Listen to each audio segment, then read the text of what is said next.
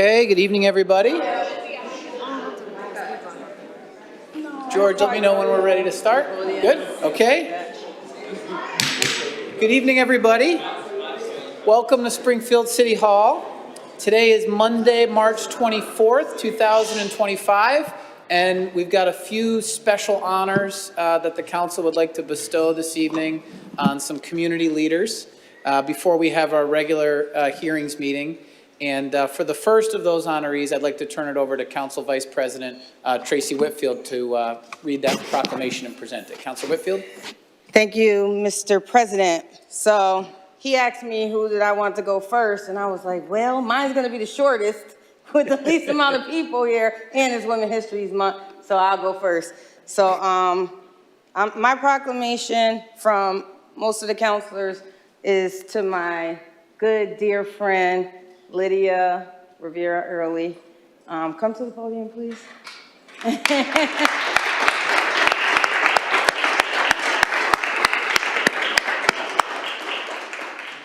Like, we have so many great people that do great things in the city, and I wish that I could give all of y'all here a proclamation tonight, but we will be here all night. But me and Lydia met in 2013, and we've been inseparable ever since. And I just wanted to make sure she know how much I appreciate the work that she does in the community. She's not one to boast or brag or any of that, but she loves giving back to this community, and she does it. And so I felt that it's Women's History Month, and it was fitting to do this proclamation for you, Lydia.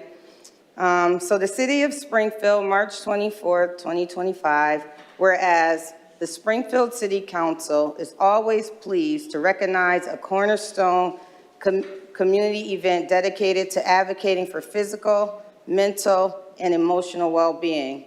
And whereas Lydia Rivera Early is a seasoned program and project manager with a deep commitment to community engagement, education, and empowerment.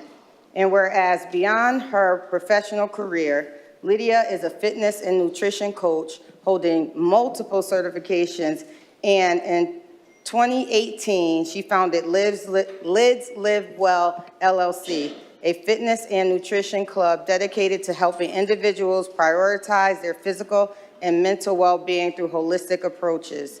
And whereas in 2022, Lydia held a Well Fest, which has now become an annual event in our community, bringing together residents, visitors, and businesses to celebrate and promote holistic well-being. And whereas through a combination of movement, education, and community connections, the festival serves as both a placemaking and placekeeping initiative that strengthens our community ties and enhance the vitality of our neighborhoods. And whereas this year's event will be held in Forest Park, honoring Springfield's rich culture, diversity, and lived experience while remaining community-driven. They also enhance public space and ensuring the community values, histories, and aspirations. Now, therefore, be it proclaimed that the Springfield City Council hereby recognizes, honors, and commends Lydia Rivera Early and the 4th Annual Wellness Fest, and thank her for her committed service and dedication to the greater Springfield area, and wish her continued success. A proclamation sponsored on March 24, 2025 in honor of the 4th Annual Wellness Fest, attested by Gladys Oyola, our city clerk, and sponsored by City Councilors Tracy Whitfield, LeVar Click Bruce, Kateri Walsh, Maria Perez, Zeta Govan, Jose Delgado, Victor Davila, and all councilors.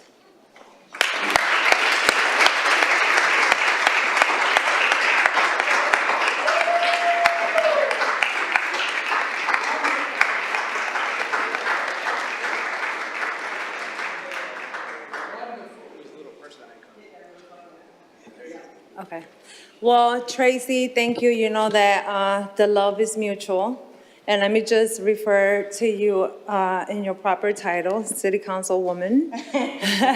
And to everyone else that felt that it was fitting to for me to receive this award or this recognition. It is extremely humbling to me. I don't do the work because I want the recognition. I truly simply believe that it is important for our communities to understand the value in just being well in general. It's not just a physical attribute. It's really like all about your mental health, your well-being. And I feel like our communities really, really do need to be more educated and be more involved in all that wellness encompasses, right? Because it's also financial, it's mental, it's just all those things that oftentimes we don't really talk about too much. So I appreciate your support, and I just cannot wait for the Wellness Fest to have thousands of people attend on a year basis. Thank you.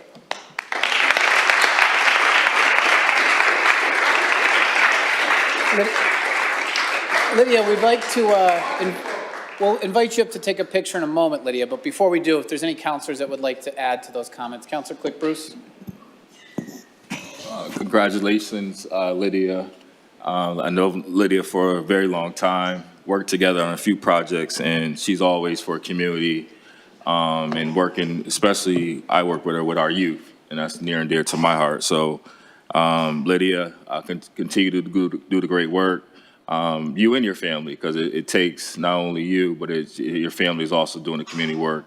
And congratulations to your son on his college journey. Thank you. Counselor Delgado. I want to echo the comments by both my colleagues. I want to first of all give praise to our Vice President, Counselor Whitfield, for bringing this up, because not only is it important for Women's Month, but just making sure that we're recognizing people that continue to do good work, especially those who don't seek the recognition, like you said, who kind of stay in the background and just like doing the work. They don't care about the publicity. Lydia, I've known you for a little while too, and I've just been amazed at your journey, especially in the story that you've told me of your upbringing and where you've been at. And every role that you've had has always had a focus on community and uplifting, particularly with this Lids Live Well, and just kind of, you've ushered in a movement of this, like making sure that women are getting better in terms of mental health. It's not just about the working out, right? And so that is spreading throughout the community. And I've had the privilege of actually jogging in one of the events. I didn't get to do it this past year. I was probably pretty slow. I didn't even count my time, but just the fact that you're bringing community together, I think is a really big deal. And I still feel like there's still a lot more that you're going to do in this community. So for that, thank you for everything you're doing for the community, for your family. And again, big ups to Lil Dwayne on what he's doing. Although I know he's in a Buffalo uniform, we're gonna still cheer him on. Thank you. Thank you, Counselor Delgado. Counselor Allen.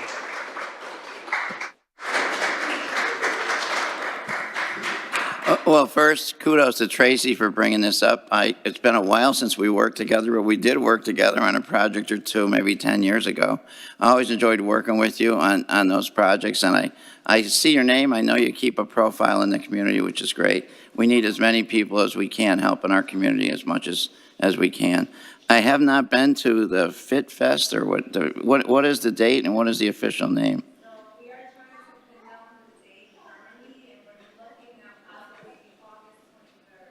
Okay, great. That's great. Is it held? We're trying to pin down the day, and so we're possibly looking at August 23rd. And where is it held? And it's going to be in Forest Park. Forest Park, great. Well, that's a great initiative. All of us need to be paying as much attention as we can to our physical, mental, and spiritual health. So congratulations on putting that out there for everybody.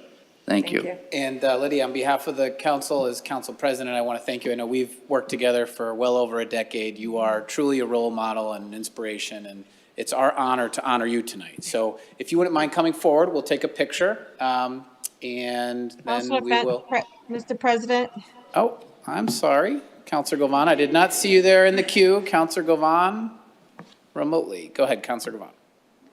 Thank you so much, and I'm sorry that I couldn't be there today, but I couldn't, it would be remiss of me to not to say anything for this proclamation. Thank you, Vice President Whitfield, for bringing this forward.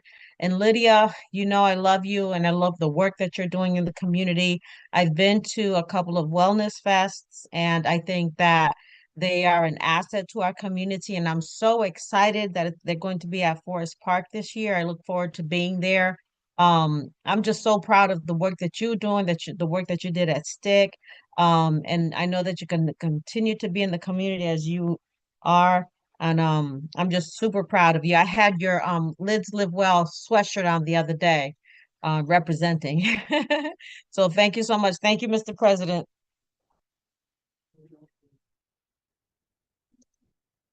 Picture.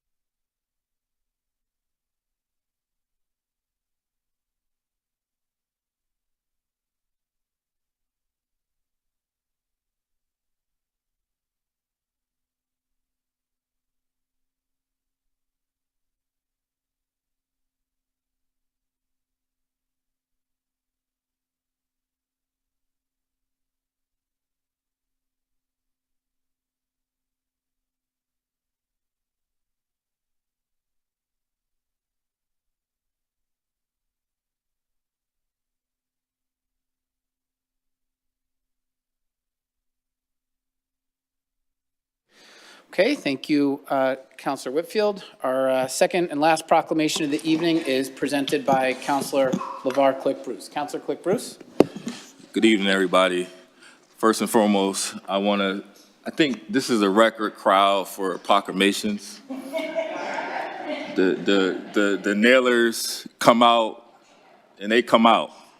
So I want to go on the record. I think this is a record for the record books. We probably got over 50 people from the nailers, so.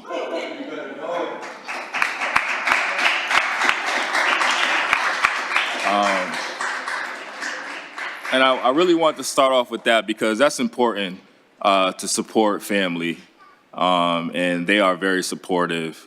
And I'm actually a part of the Nailer Nation as well, so I'm an honorary member. For those of you that don't know. All right, so the city of Springfield. Let's have Makai and his dad come up, please. Sorry about that. Micah and his dad come up.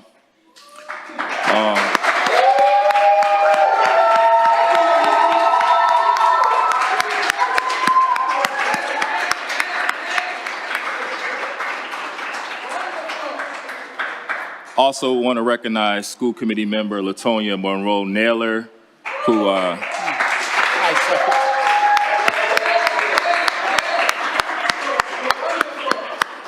and I can't go up here because she the one that gave me a tip. So she gave me a tip on this and an alley-oop, and I slam dunked it. So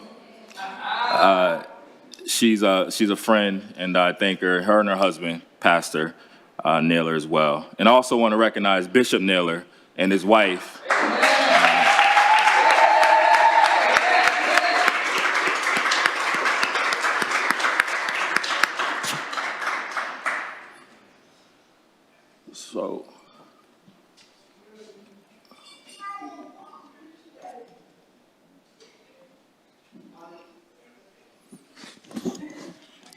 So when I heard about this young man, those of you that know me, I'm really big on youth and athletics because I believe that is a vehicle to a successful road, and obviously incorporating God doesn't hurt.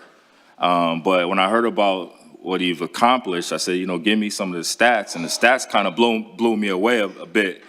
And he's done a lot in a short period of time, in a short lifetime, I should say. But the city of Springfield, March 24, 2025, and this is sponsored by myself and Vice President Tracy Whitfield are the key sponsors. Then we have obviously all of the city councilors that signed on to this as well. But whereas the Springfield City Council is pleased to recognize Micah, I'll get it, Micah Naylor Jr., and whereas 2021 Micah has achieved numerous awards, starting with the Grand Master Paul Johnson, who's a legend in the city, Western Mass Open Karate Championship, bronze, third place in 2020. 2021, he placed in the Massachusetts State Youth Wrestling Championships, bronze, third place. In 2022, he won the Massachusetts State Youth Wrestling Champion.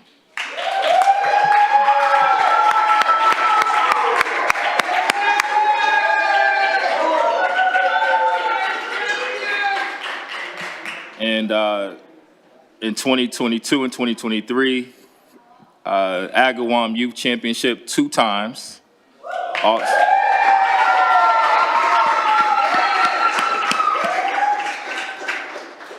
Also becoming 2022 Pennsylvania's Armory Wrestling Academy Throwdown Champion.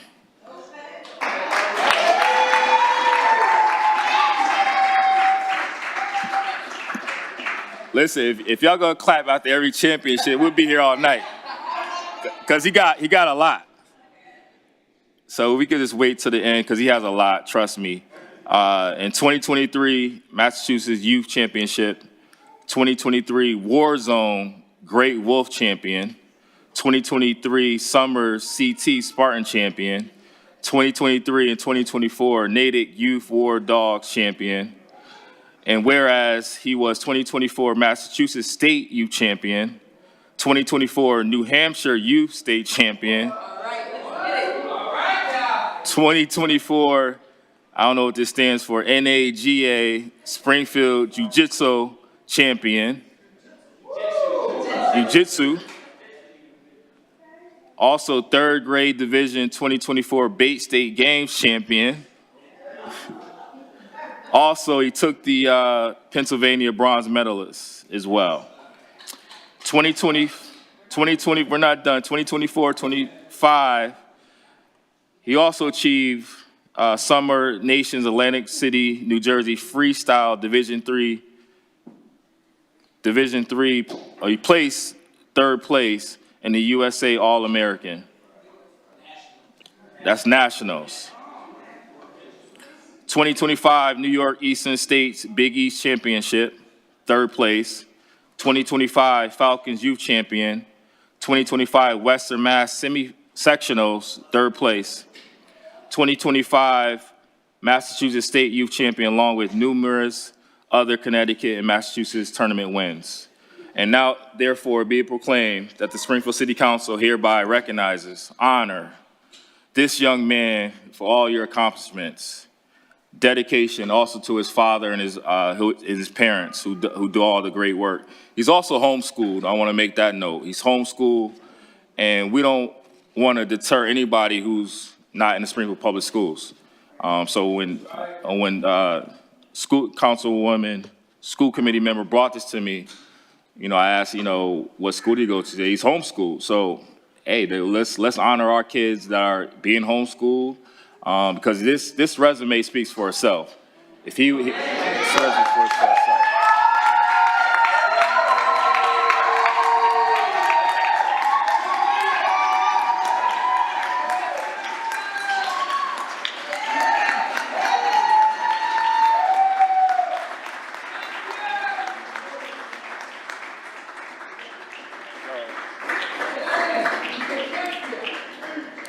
So I just want to let you know, man, I'm proud of you. Man, listen, I thought I was good at basketball, but seeing all these, you are amazing. Keep up the good work. Let this be a vehicle for you to get wherever you want to go, whether that's to college. I hope that's the goal. If not, whatever it is, let this be a vehicle to open up doors for you. Very proud of you. Very proud of you.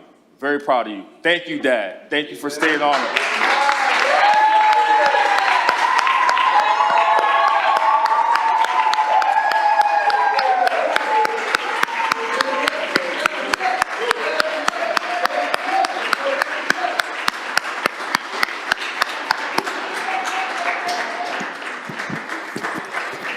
right, we're not done.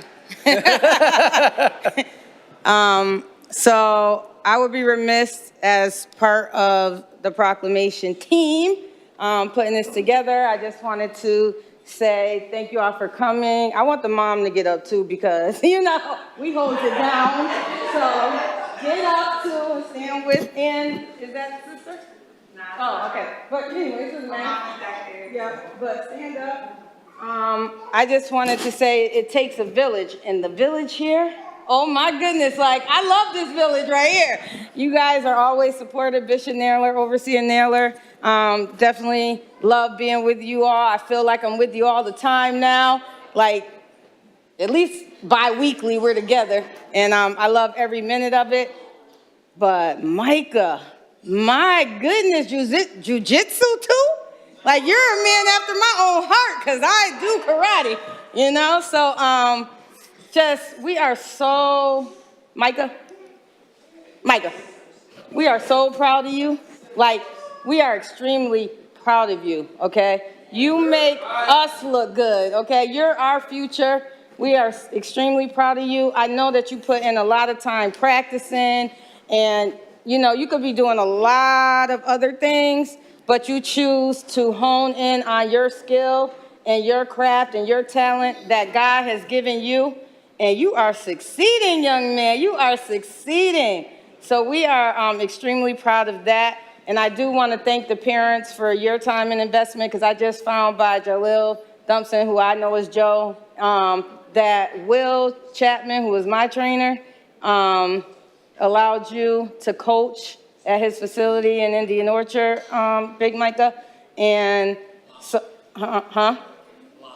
Yes, and you blossom from there, and you're investing in these youth in our community, and I know not just your child, so it takes a lot. You take a lot away from your family to do stuff for others, but you all were raised like that, and so you're a blessing in our community. I honored school committee Naylor last month, and you didn't bring out this level of support. So I gave her a personal, the city council gave her a personal proclamation, and Parent Villages, and the growth that, you all will always continue to grow because you put God first and you're this family unit. And I just wanted to say hi to Elder Naylor back there. Can't leave you out. I'm with you every week on the Mason Square C3.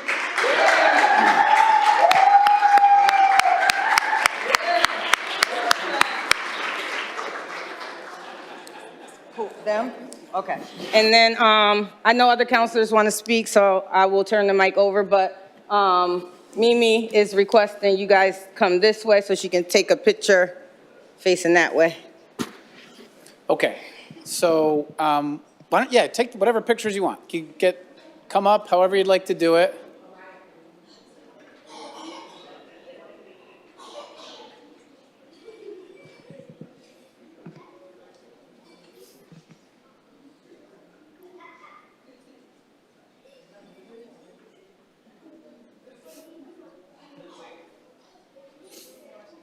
Probably don't want me in the background. We'll take more. Go ahead.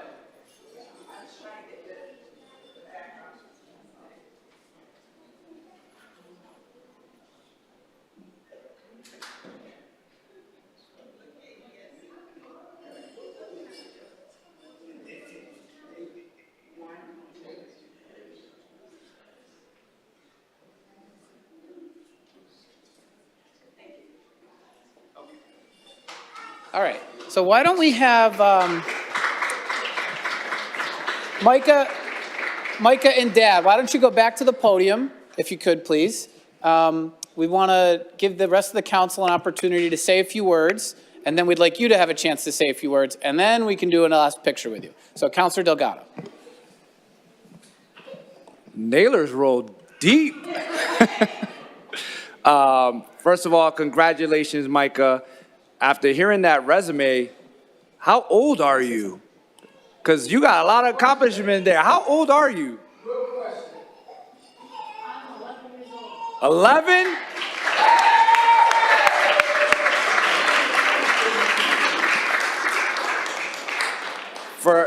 You have a resume of somebody who's been doing this for over 20-something years, first of all. So congratulations to you. I love the fact that you have so many different disciplines in what you're doing.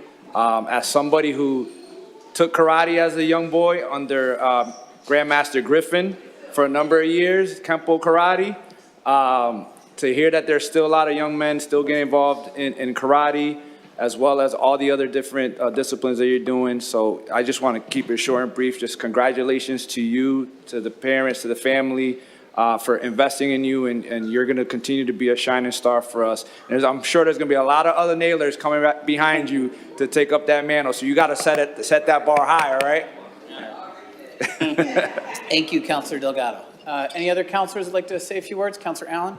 Then A pretty impressive list of accomplishments and championships, and incredible that you went to all those and did so well. So congratulations, man, you're awesome, and look up to you for being so disciplined to follow that and train like you do, and to go to the championships. It's awesome. So nice, and congratulations. Thank you. Thank you, Councilor Allen. Councilor Brown. Thank you, Mr. President. I definitely want to commend you. I think a lot of times people truly don't understand what it is to be a student athlete. I coach, and I know what it is to be an athlete. So you have to put in a lot of work, a lot of dedication. You have to give up a lot of things. A lot of video games. You can't play video games like everyone else. But you put in the work. And when you put in the work, it pays. Okay? And one thing I can tell you, brother, is that I'm proud of you. And you inspire me. A lot of times when we get older, like I say, a lot of people don't understand. When you ask an older person what do they want to be or do when they get older, when they grow up, and they don't know what to say, we never stop growing. You can always get better. Strive to be greater. And one thing I can tell you, as long as you love God, my respect to Bishop Naylor and the First Lady, continue to pray. Continue to pray. And believe me, you'll be okay. Great job. Thank you, Councilor Brown. Okay. Councilor Govan. Thank you so much. Thank you, Vice President, Councilor Whitfield, for bringing this proclamation forth. How old is this young man? 11? Yeah. Oh my God. I am so amazed. I am like so proud of you that you're from the city of Springfield, from the Naylor family. Of course, you're from the Naylor family with all these accolades. I agree with Councilor Whitfield that, it does take a village. So I'm really proud of the entire family. I'm proud of you, young man, and I really look forward to what's to come. So congratulations and keep up the good work. Thank you, Mr. President. And Micah, Dad, on behalf of myself and the rest of the council, we want to congratulate you on all of your success at a very young age. Many of the people in this room are known for excellence in all walks of life, but I'm not sure how well known it is the fact that the Naylor family has a long history of success in wrestling. And I remember it specifically from my days at Cathedral High School with Moses and others. So we're proud of you and the work that you're doing. We're proud of you and the work that you're doing. And we would like to turn it over to you to say a few words. So that everybody knows what I'm going to do, just so that it's organized and you get the best picture you can. We're going to ask Micah and Dad to say a few words. Then we'll ask them and the immediate family to come up and take a picture with the council. And then if everybody could stay seated until then, I think it'd be a really nice photo if everybody went to the back of the room, and then the photographer can help you with one last photo at that point. Okay? So Micah and Dad, the honor is ours to honor you today, and we'd love to hear from you. So I want to thank everybody for coming, and I want to thank God for my family and everybody that supported me through my ways from all the years. I also want to thank my dad for being the best coach I've ever had, And my favorite coach. And I just want to say thank you for being able to honor me at City Council, and thank you everybody for coming, like I said at the beginning. And Very nice. Very nice, Tanya.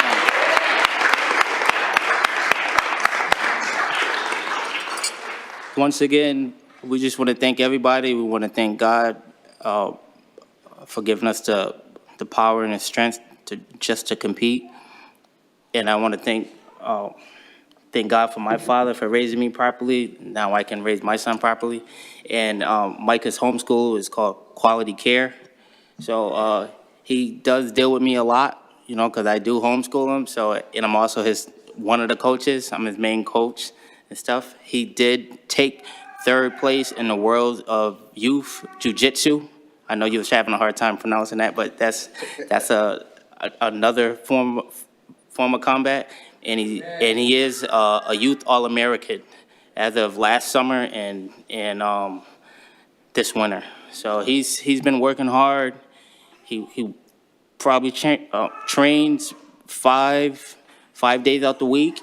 You know, maybe 2 to 3 hours. So he's a tough kid, and he's a faith-based kid, and we just want to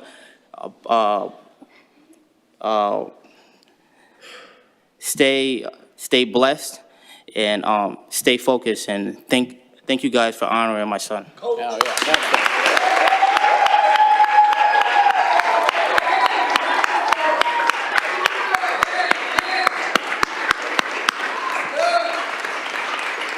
Okay. Micah, Dad, Mom, why don't you come forward? We'll take a photo with you here, and then if everybody else can just sit tight, we'll do one more photo in the back after this.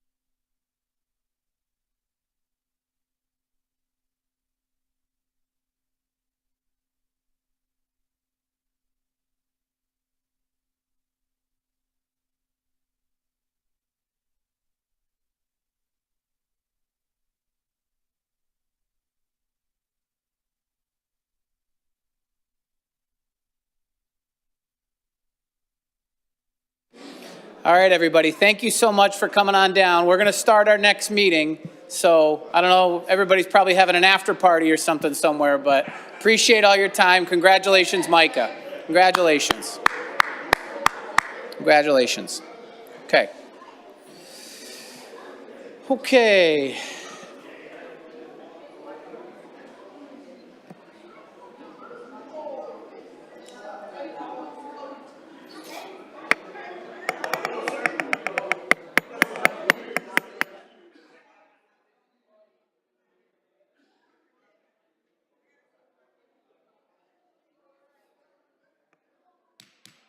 Okay, good evening, counselors. We're going to get our regular meeting started. Thank you, Bishop. Thank you.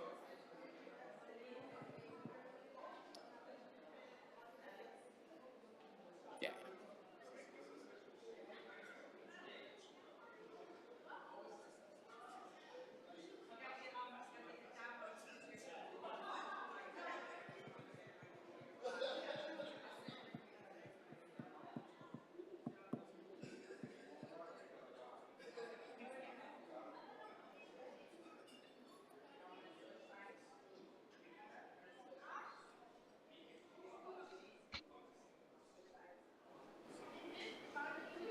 Okay. Okay, good evening, everybody. Good evening. We're going to start the hearings portion of our meeting. Today is Monday, March 24th. Today is Monday, March 24th. Again, the time is 7:20. We're starting a little bit later today. We want to acknowledge and congratulate the honorees from earlier today. And we would just ask that those who are still here, if you wouldn't mind just please taking your conversations out into the hall so we can do the rest of our business. Thank you so much and congratulations. Thank you. Okay, so Madam Clerk, we're going to start this meeting. If you could start by please calling the roll. Counselor Curran. Present. Present. Counselor Allen. Present. Present. Counselor Govan. Absent. Counselor Walsh. Absent. Counselor Edwards. Present. Present. Counselor Davila. Present. Present. Counselor Brown. Present. Present. Counselor Whitfield. Present. Present. Counselor Delgado. Present. Present. Counselor Santinello. Present. Counselor Click Bruce. Present. Present. Counselor Perez. Present. Present. Counselor Fenton. Present. Officer Curley, would you mind not closing the door, but closing it just so that it's cracked open? We can't close it all the way, but a little more. That's good, right there. Okay. We got to comply with open meeting law. Okay, will the council and our guests please rise for a moment of silence? Please remain standing for the Pledge of Allegiance. I pledge allegiance to the flag of the United States of America and to the republic for which it stands, one nation, under God, indivisible, with liberty and justice for all. Okay.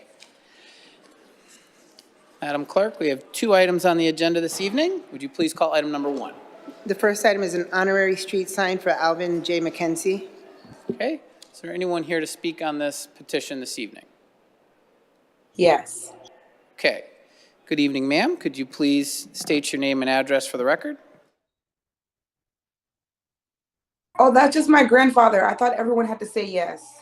Oh, that's it. That's okay. I'm sorry. No, that's okay. You should be here for your grandfather. Well, my great grandfather. Your great grandfather. Okay. Yes. Is there? Do you know who was the petitioner that originally asked for this? I believe my Uncle Ricky. Is he in here? Yeah, it's me. It's I'm me. All right, Uncle Ricky. So How are you? Uncle Ricky. You're the petitioner, Uncle Ricky. You're the petitioner. So if you could please, we're going to deputize you to do the speaking here to start us off. And what I want you to do is give us your full name and your address and tell us where you're proposing the honorary street sign and tell us a little bit about Alvin. Uncle Ricky, you have the floor. Okay, thank you so much. My name is Americo Malvin McKenzie.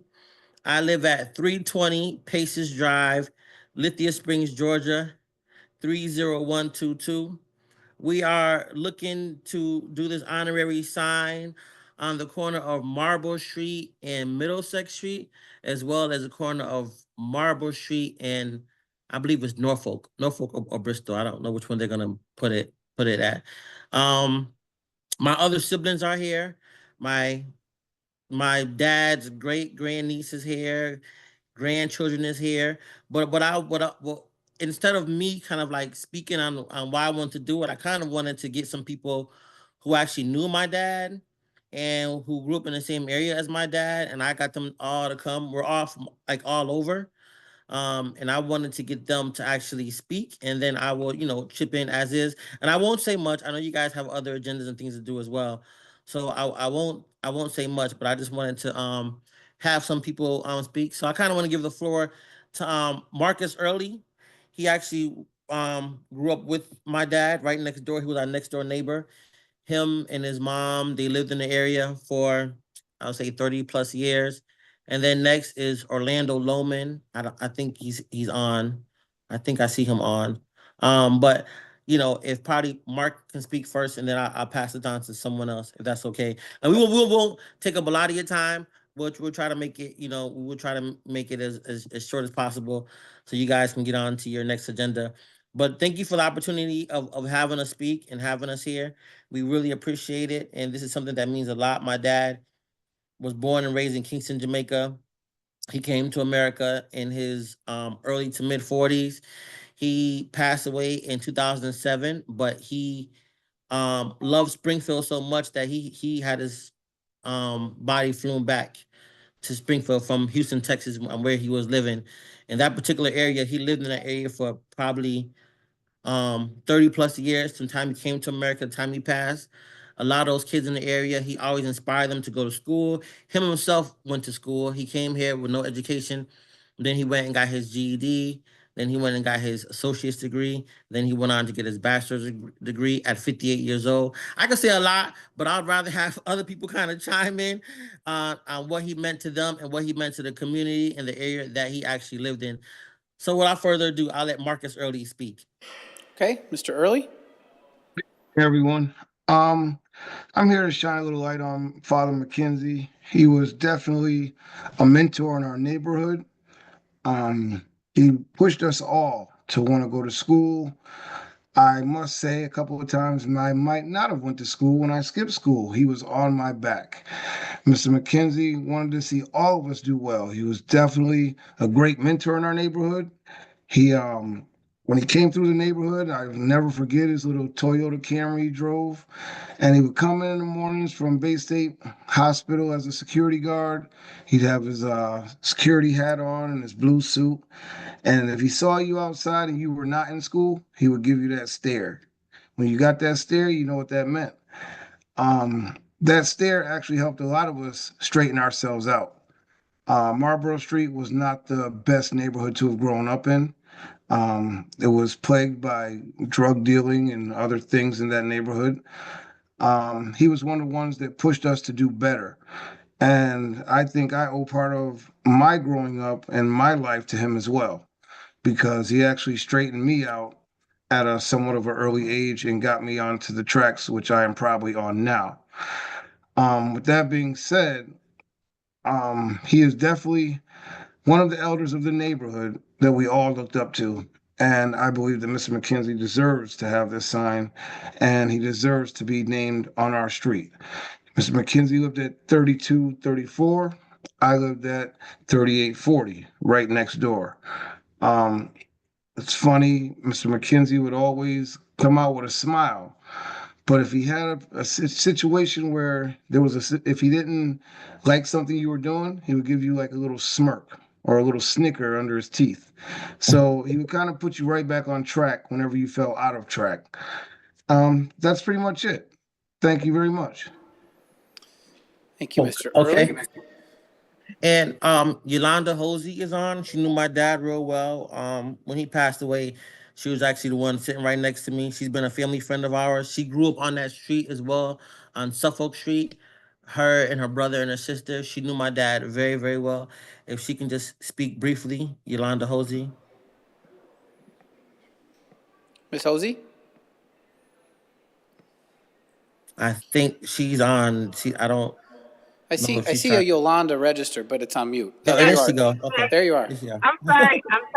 I'm driving, so I'm trying to be quick and careful.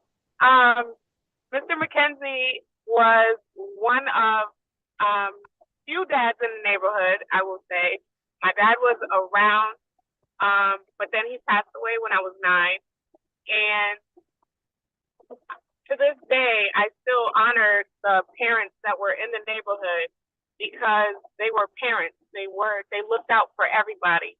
And although he was quite intimidating to me, just being a little kid, he was so sweet and he still looked out for us and he will forever be my neighborhood dad.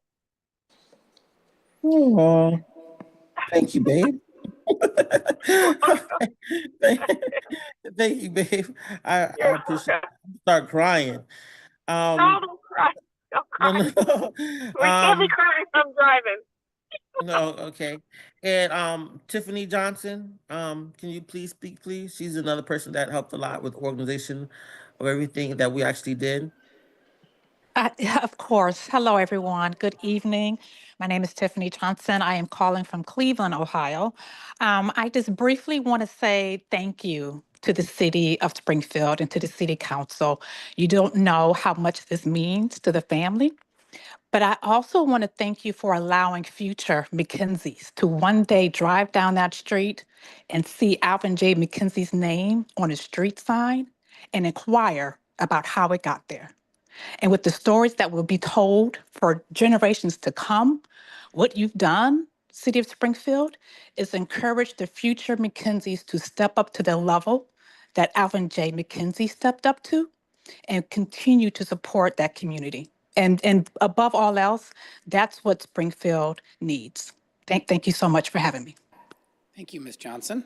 Oh, okay. And I think we're gonna have like Nell speak, and then I think we'll be pretty much good. Another thing I want to say too, last year, the year before last, we started an endowment at Springfield College, in my dad's name. We started it, and it's for minorities.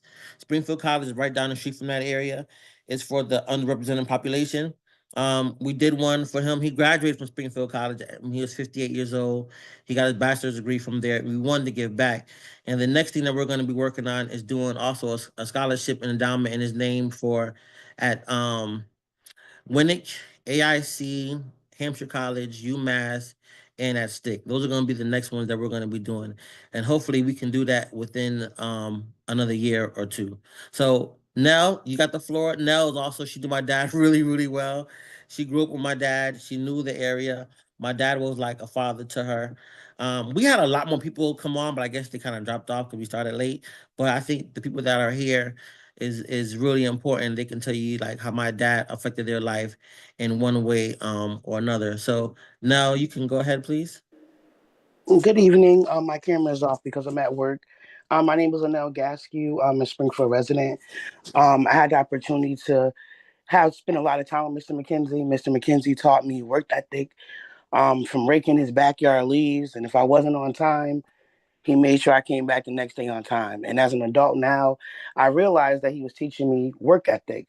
Mr. McKenzie is a true beacon of hope, love, and community, and his absence is really felt deeply. And I'm honored to have known him. And I really, really thank Springfield for giving us all hope, with this. And I support it 1000%. And I'm just thankful to have known Mr. McKenzie. Thank you. Okay, All and I'm right. sorry, and his I'm sorry, his great granddaughter, Sharia, she would like to speak. She's from all the way from Florida, and then I think we'll be good unless Desi Jackson like to say anything. I think it'll be good. Go ahead, Sharia. Yes, I do want to speak. I'm sorry for my outburst earlier. But I just want to say that my grandfather has really made a huge impact on not only the people in Springfield, but also just everyone around him. Anybody that came in contact with him, anybody that crossed his path, his presence was always felt. He's an amazing man. He used to pick me up and drop me off from elementary school, and I just I have just amazing memories of him. And I'm sure I heard someone say earlier that people will pass and then they'll look up the person like, how is this person's name on this street sign? Well, because he's done some amazing things. And then I hope that motivates whoever does inquire about it or see that it happens or attends his street naming, that, or I hope that they all see that, you know, greatness can come from anybody, you know, and he's left such a big impact. You see that we're still doing things in his name because of that, you know. So I just want to say that I love my big daddy, my grandpa, my great grandpa, and I hope and pray that, you know, everything goes smoothly with this and that, you know, we continue to encourage people to do better and be better. Thank you. And thank you to the entire McKenzie family for bringing this petition forward and saying all the wonderful things that you had to say about Alvin here in this honor that we're about to decide on here this evening. So are there any comments from the council? Any councilors who'd like to be heard? Councilor Brown? Thank you, Mr. President. Growing up in the inner city Mason Square area as a child, everyone knows the McKenzie family. Definitely a pillar in the community. I do know Uncle Ricky. How are you, brother? Good friend of mine. Great man, great man. And what people don't understand, so say even me, Councilor Whitfield, we kind of grew up in the around the same area. And it was the area where the neighborhood was, they raised you. You never sassed your elders. They would, if they had to get you, your mama and your daddy would get you when they got home. And Mr. McKenzie, you know he was the type of person who really did raise a community. He was a pillar and an icon. And I definitely, the only thing I would regret is we didn't do it sooner. I definitely appreciate his service and the impact that he's had to the community and to myself. Thank you, Ricky, for letting us have him, and thank you for his service. Thank you. Thank you, Councilor Brown. Thank Any you, other councilors? Marlon. Councilor Click, Bruce. Thank you, Council President. Also want to recognize good friend Desi Jackson, who brought this forward as well and contacted myself, I think Milo and Tracy to kind of help push it through. We were actually on a call with early in the process, and somebody said, well, what did he do? Or what if somebody else wants to name their other grandfather? All this other stuff. And the counselors stepped up and said, no, we're not going to have that. This man's record speaks for itself. This is what the community is asking for, and we helped push it through. So I want to also echo what Milo was talking about and others on the call. It was an era, I grew up on Villa Parkway, and it takes a village. This is where old adjective comes from, where, you were acting up, like Milo said, you were going to get it through a neighbor, and then when you got home, you're going to get it again. So those days are unfortunately long gone, because when you start speaking to kids in the street now, they want to fight you, and the parents, kind of want to get on you while you're talking to my son or daughter or whatever. And I miss that, because that truly meant community, that truly meant neighborhood, that truly meant it takes a village.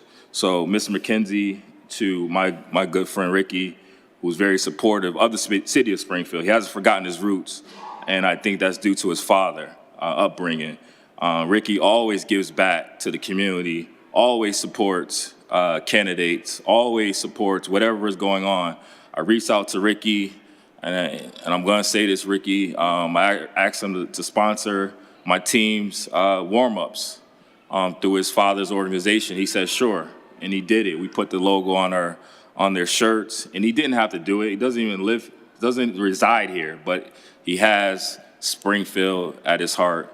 And Ricky, I want to thank you. Your father's legacy lives on, and I appreciate you, and looking forward to all the great things that you're going to do through your father's legacy. And also, I want to give you your flowers too as well, Ricky. Thank you. Thank you, Councilor. Thank you. I appreciate that. Councilor Whitfield. Well, I have to speak. I didn't know Mr. McKenzie personally, but I grew up with Ricky. We went to high school together. So he raised such a wonderful son. I know that he had to be an amazing man because Ricky has always been supportive.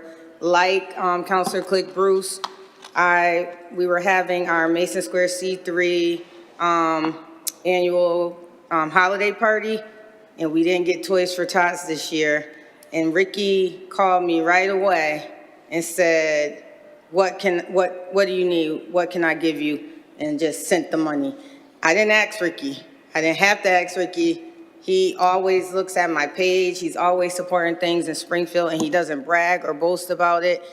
He's just a doer because he, like Councilor Click Bruce said and Councilor Brown, he's from Springfield. He knows about community and how it was for us growing up in the community where sometimes it was rough, you know, so we did appreciate role models like Mr. McKenzie and our parents as well, to be there for all of us and looking out for all of us. So I just want to say, I thank you for, Ricky, for including me in the endowment ceremony at Springfield College. That was wonderful to meet your family and your siblings and your nieces, nephews, and all of the family.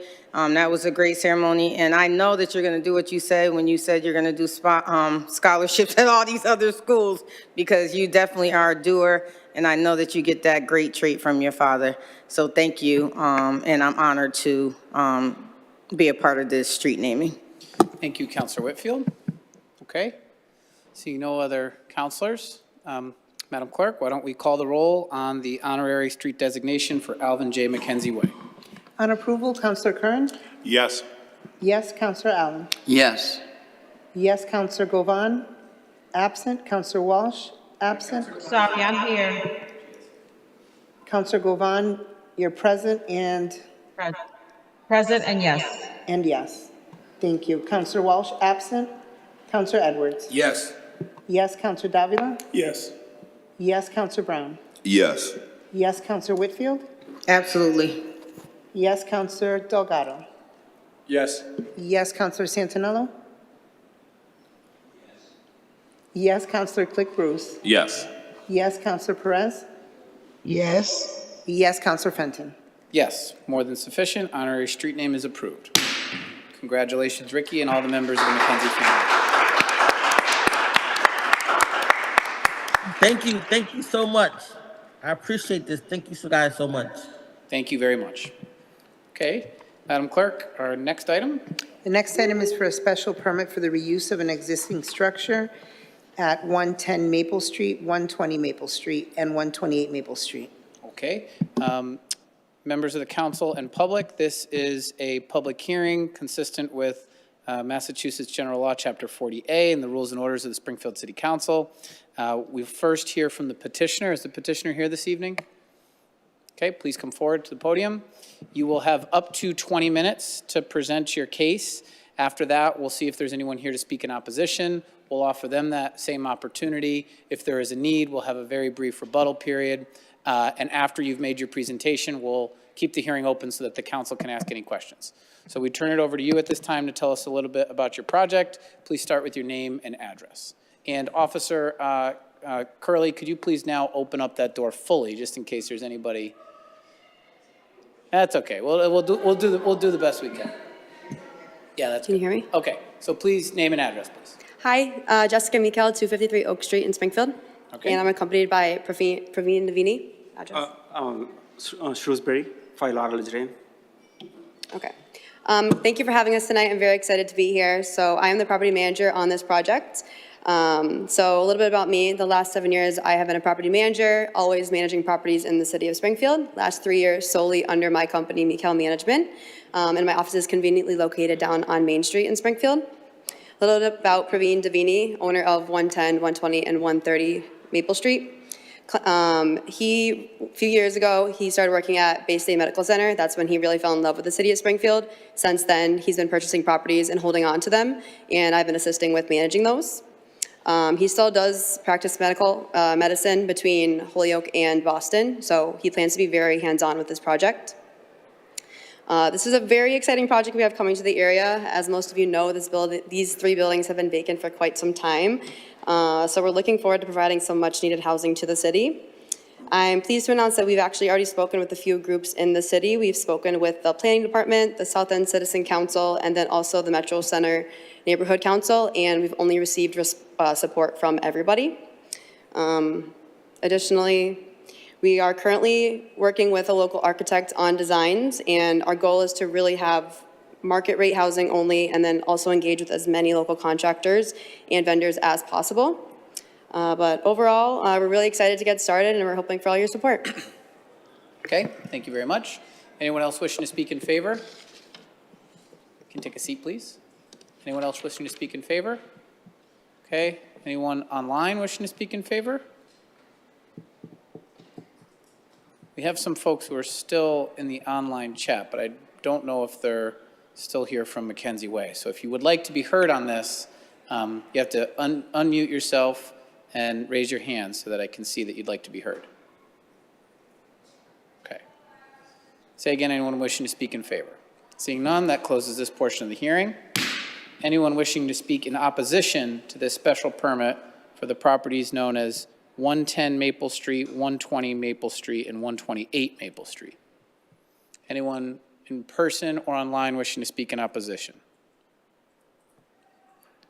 Okay. Last call for opposition. Seeing none, that closes this portion of the hearing.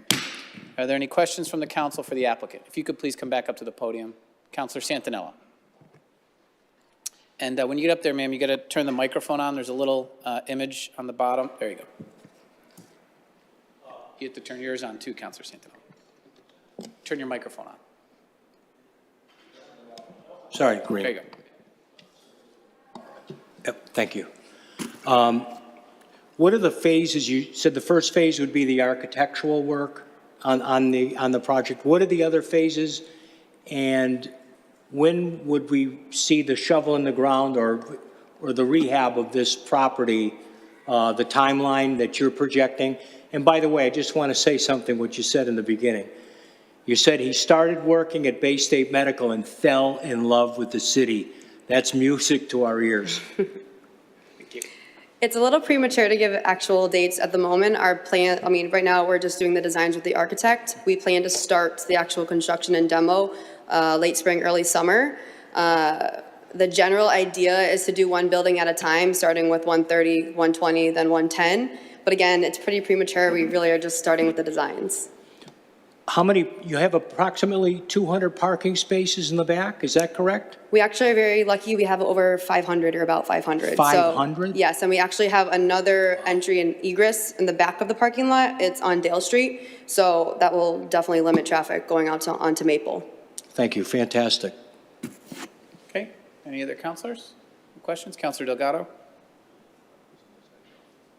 Oh, sorry about that. You actually answered one of my questions that I was going to ask, which was about just the in and out flow. So I used to have appointments there when they had professionals there, and it's a huge parking lot in the back. But, you know, one of the things I was just trying to figure out is Maple Street, especially when the school is getting in and out, you know, that's kind of a really tight situation. So I was just curious. So you just mentioned that there is an egress. So is that currently accessible? Yes, it is.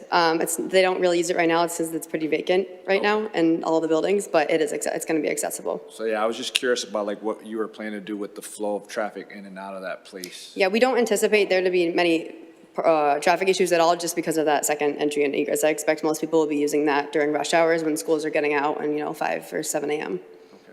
Okay. This sounds pretty exciting, especially the fact that this is something that's vacant and we desperately need more units in the city. So this is kind of music to our ears. What is it that I read, 144? Is that what I read? Units? Yes. Yeah, we're expecting between like 130, 150. 150, all right. Well, thank you for your investment. And what are some of your other properties that you manage? We have Liberty Street, Florida Street, another one, can't remember the exact name, but by the Chapin Terrace or by Bay State. So is it all, like, are there mixed, single family house, multifamily? Multifamilies, yeah. All right. Thank you. That's it, Mr. President. Thank you, Councilor Delgado. Any other councilors? Councilor Allen? Thanks, Mr. President. Just a little background on it. These were, I remember for years, obviously they were medical buildings. Were they totally empty when you bought them? Is the whole medical thing gone by? There's probably about 7 tenants in each building, but that's like 80% vacant pretty much. So there's still some business going on there. Very, very minor. Most of them have already moved out. And is that a problem if you consider developing? You said you're going to start with 130 or something. Would you develop while there's also business going on? Is that the plan? No, we're working with all the tenants, and actually I'm a real estate agent as well, so I'm able to help a lot of them relocate if it's needed. We've already had the conversations with all of them, and we haven't had any pushback. That's great. How long have they been? When did you? Well, how about this? When did you purchase them? January 1st. Just of this year. Mm-hmm. Wow. Okay. Do you have? Well, you obviously have experience with renting in different parts of the city. Are you finding that we really need housing, so that everybody probably will like the fact that you're adding housing? Do you find challenges there that are different from what you've dealt with already?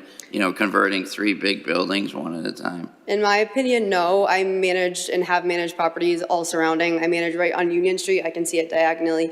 State Street, Central Street, even the buildings right nearby. So I don't see that at all. I'm pretty familiar with the area when it comes to renting. Great, that's great. And you said 130 to 150 is what you would hopefully. That's what our estimate is. And Yes. that's for when all 3 buildings are converted. Yes. I guess that's it. Those are my questions for now. Thank you. Thank you, Councilor Allen. Councilor Whitfield, followed by Councilor Curran. Thank you, Mr. President. Are these, hi, Jessica. How are you? You smile made me laugh. But I do love Jessica. She actually helped me on something, and she is here for the community. So you got a good property manager. But my question is, are they mixed use, market rate? What will they be? Low income, what? We're aiming from all market rate, and it's going to be all residential. All market rate? Yes. And all residential, okay. What's the rent for market rate right now in that area, you think? Probably between 12 and 1,400 for 1 bedrooms. 12 and 14 for 1 bedrooms. And are you gonna have 1, 2, and 3 bedrooms in there? Based on my calculations, looking at the market, I think there's a lack for 1 bedrooms. We're going to aim more towards 1 bedrooms. But again, depending on the designs and the layouts, may probably throw in some 2s and 3s, but we're really going to aim for 1. 1 bedrooms, okay. Thank you. Yep. Councilor Curran? Thank you, Mr. President. Just to go over the further remarks, you are a Springfield resident? You live in Springfield? Yes, on Oak Street. No, the petitioner. No, I live in Worcester area. Oh, you live in Worcester? Yeah, I used to Okay. drive to Bay State when I was working in Bay State every day, in and out. And Okay. then I worked there for a couple of years, and now I'm working for the UMass, basically. Yeah. Okay. And I think the question I was going to ask was just answered. It was you expect the rent to be what? What, $1,400? For 1 bedrooms, between 12 and 1,400. Was there any, I see in the plans that these are characterized as 1 bedrooms at 550 square feet. Was there any consideration of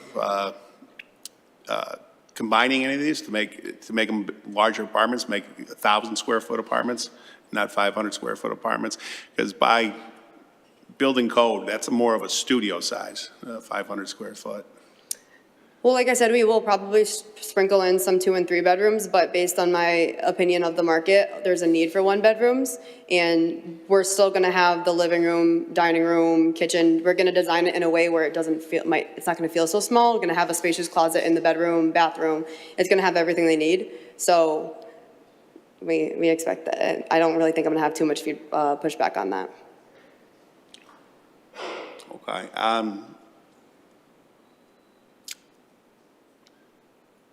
And do you think $1,400 a square is a fair rent for that? Is Between 12 and 1,400, and I say that because it's just so premature. We don't know exactly how intense we're going to go on renovations and whatnot. And obviously the area, other things are developing. So it's hard to say. Once these units are ready, the market could fluctuate by that point. I'd like to make a comment, but Okay.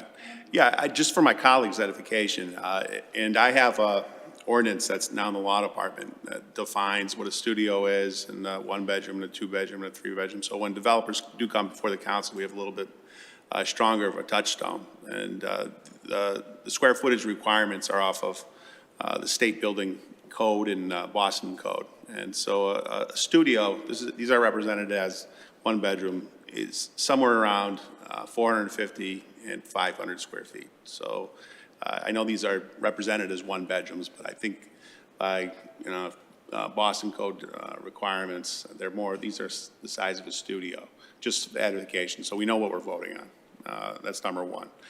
Number two, $1,400, in my opinion, for 500 square feet is for Springfield. Our market is too much. I mean, that is my own personal opinion. I would like to see developers come in and provide housing. We need housing. We're in the middle of a housing crisis, but quality housing. And I think it would be important to, if we're going to provide tax credits, but there are no tax credits involved in this. This is just all, you're not asking for tax credits on this, are you? Yeah. But for future reference, when developers come and ask for tax credits and whatnot, that the developments before us are at least 1,000 square feet. You know, your typical two-family house in the city of Springfield is about 1,300, 1,500 square feet. So if we're going to be signing off on one-bedroom apartments that are really studios, we're going to be asking for $1,400. Obviously, there's a need. There's an unbelievable need. Throughout New England, people will be coming for those.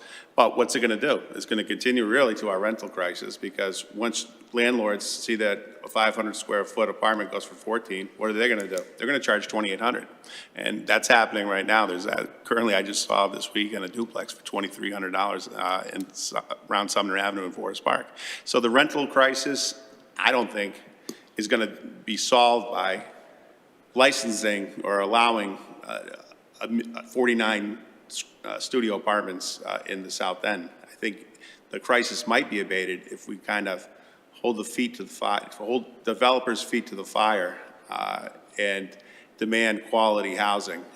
So that would be my issue with this. I do appreciate your interest in the city of Springfield, and I appreciate your investment in the city of Springfield.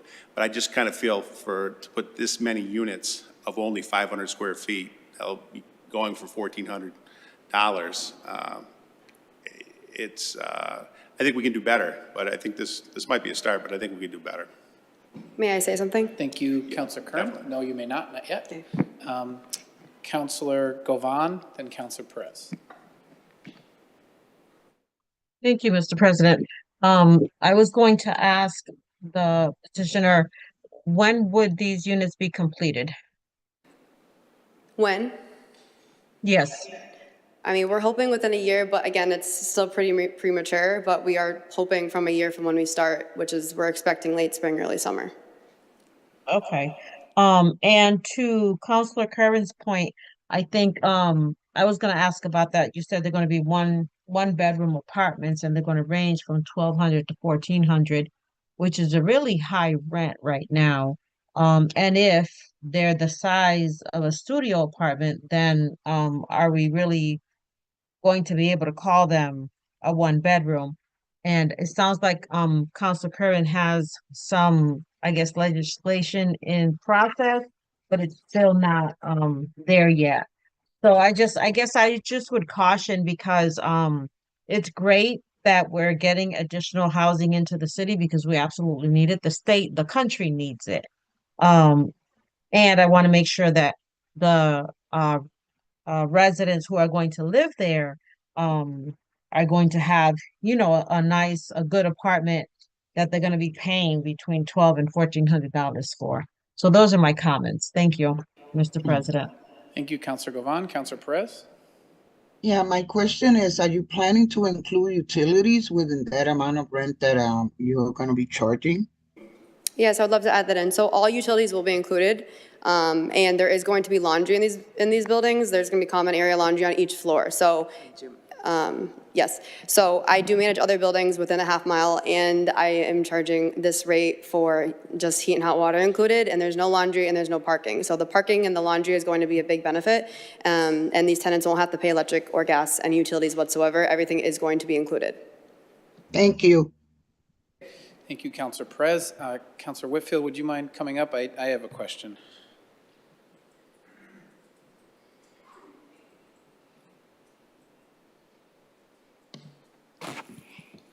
Thank you, Councilor Fenton. Thank you, Madam Vice President.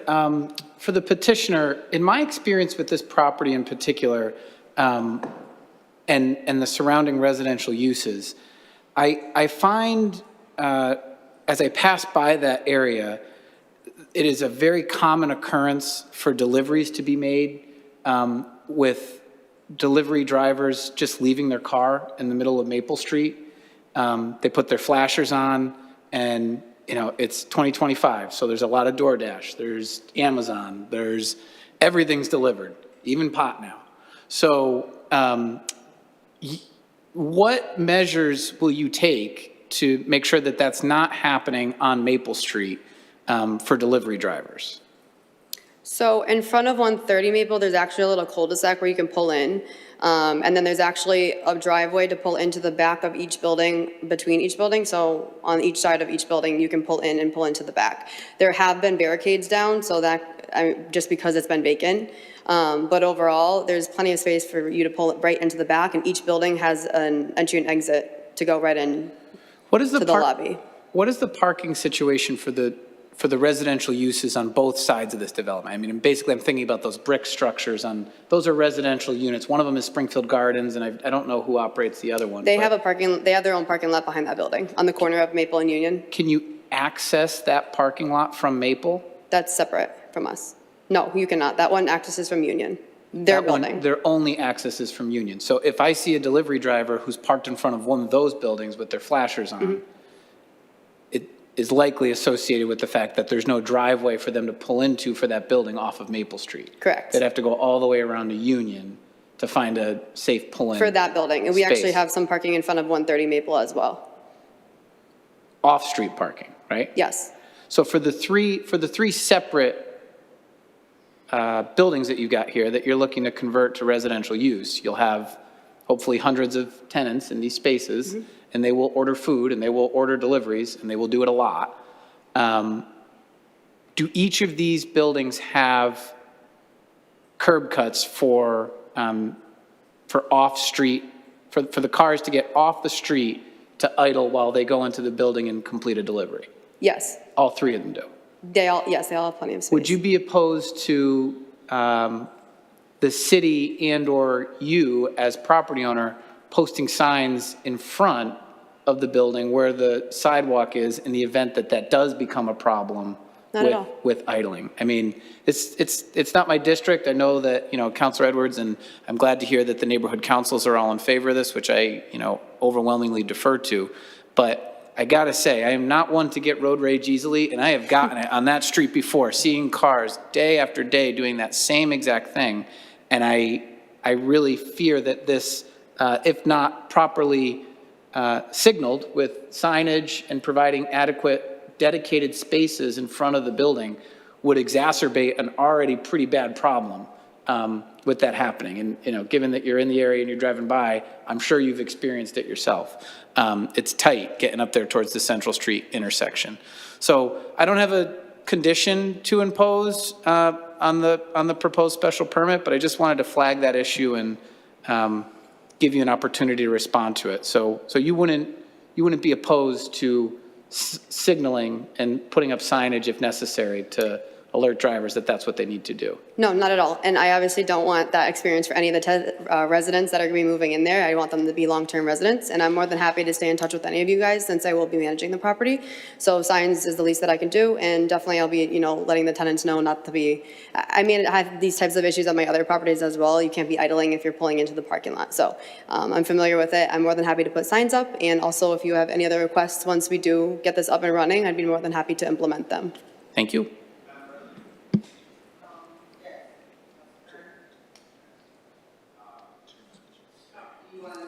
Yeah, but you can call him first. Thank you, Madam President. Just a couple more questions. This is a major investment, and it is a lot of apartments out there. Did you speak with our housing department through this process? And was there any input given by that Springfield Housing Department? Springfield Housing, but we haven't spoken to them. No. We were thinking market rate for now, so we're working in that direction, actually. I'm sorry, sir. Market rate? Market rate. Okay. Yeah, we're working in that direction. And is there any consideration, I mean, is it possible that you could minimize the number of apartments and increase them? I mean, rather than have 120, could you go down to 80 and make them larger apartments? Definitely, we go by the code. Definitely, we are not taking any shortcuts or anything like that. Whatever is appropriate, we take it. These are all just in the preliminary stages. We want to get this done so that we can come to the meeting for the permit. We are still like brainstorming with the architect, basically, working on those. We heard about what you're mentioning, so we definitely work and see if we can make it decent size enough so that So if somebody from the feel city, like small or something. if somebody from the city requested larger apartments, you wouldn't be opposed to that? We wouldn't oppose that. Okay. Well, that's encouraging. And thirdly, you said you bought the building in January. How much did you buy the building for? It's public record. I mean, How much did you close from? 2.025. And you bought it from who? John Rosenthal is the seller. Who is that? John Rosenthal. Okay. Yeah.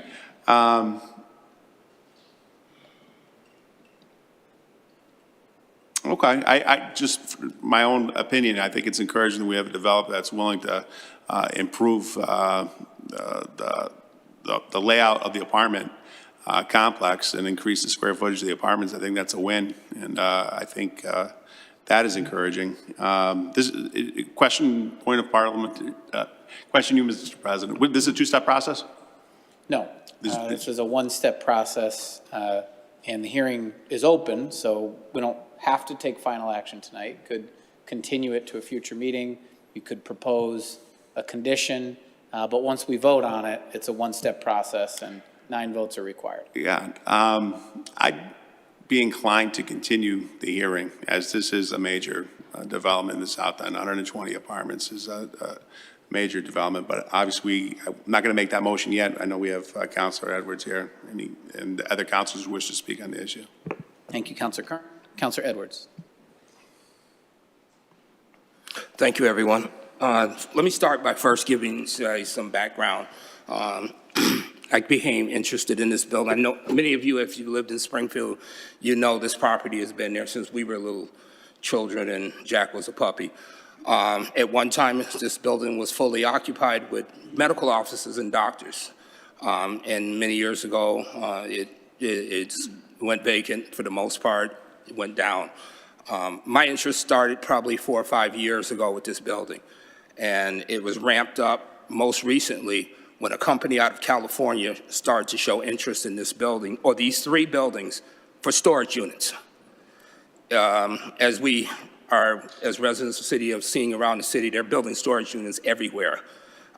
2 years ago, I had conversations with the owners of 1 Allen Street, the Armory, at Hickory Street, and Hancock, I believe it's Hancock or Walnut, but 1 Allen Street, the Armory there.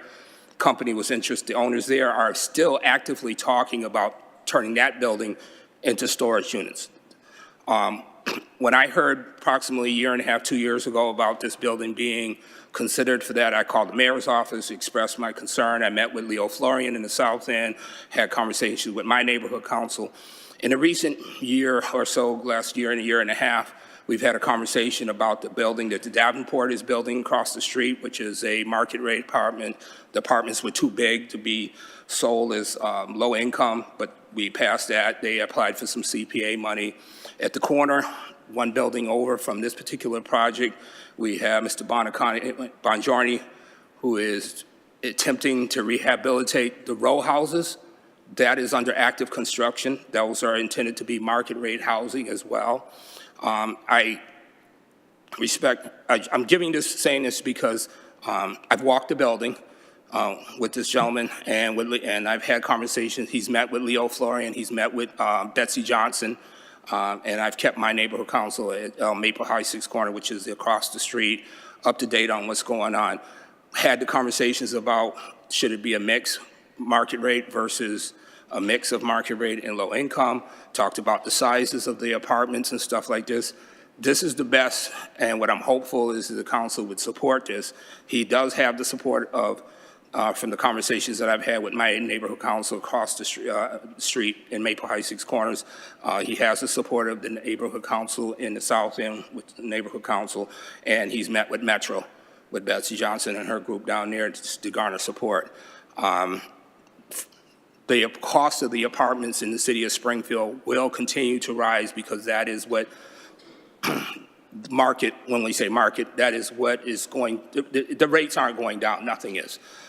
In Sunday's paper, there is a duplex that was built on Pine Street. So for those of you know the area well, I believe it sold for $427,000 for a duplex on Pine Street.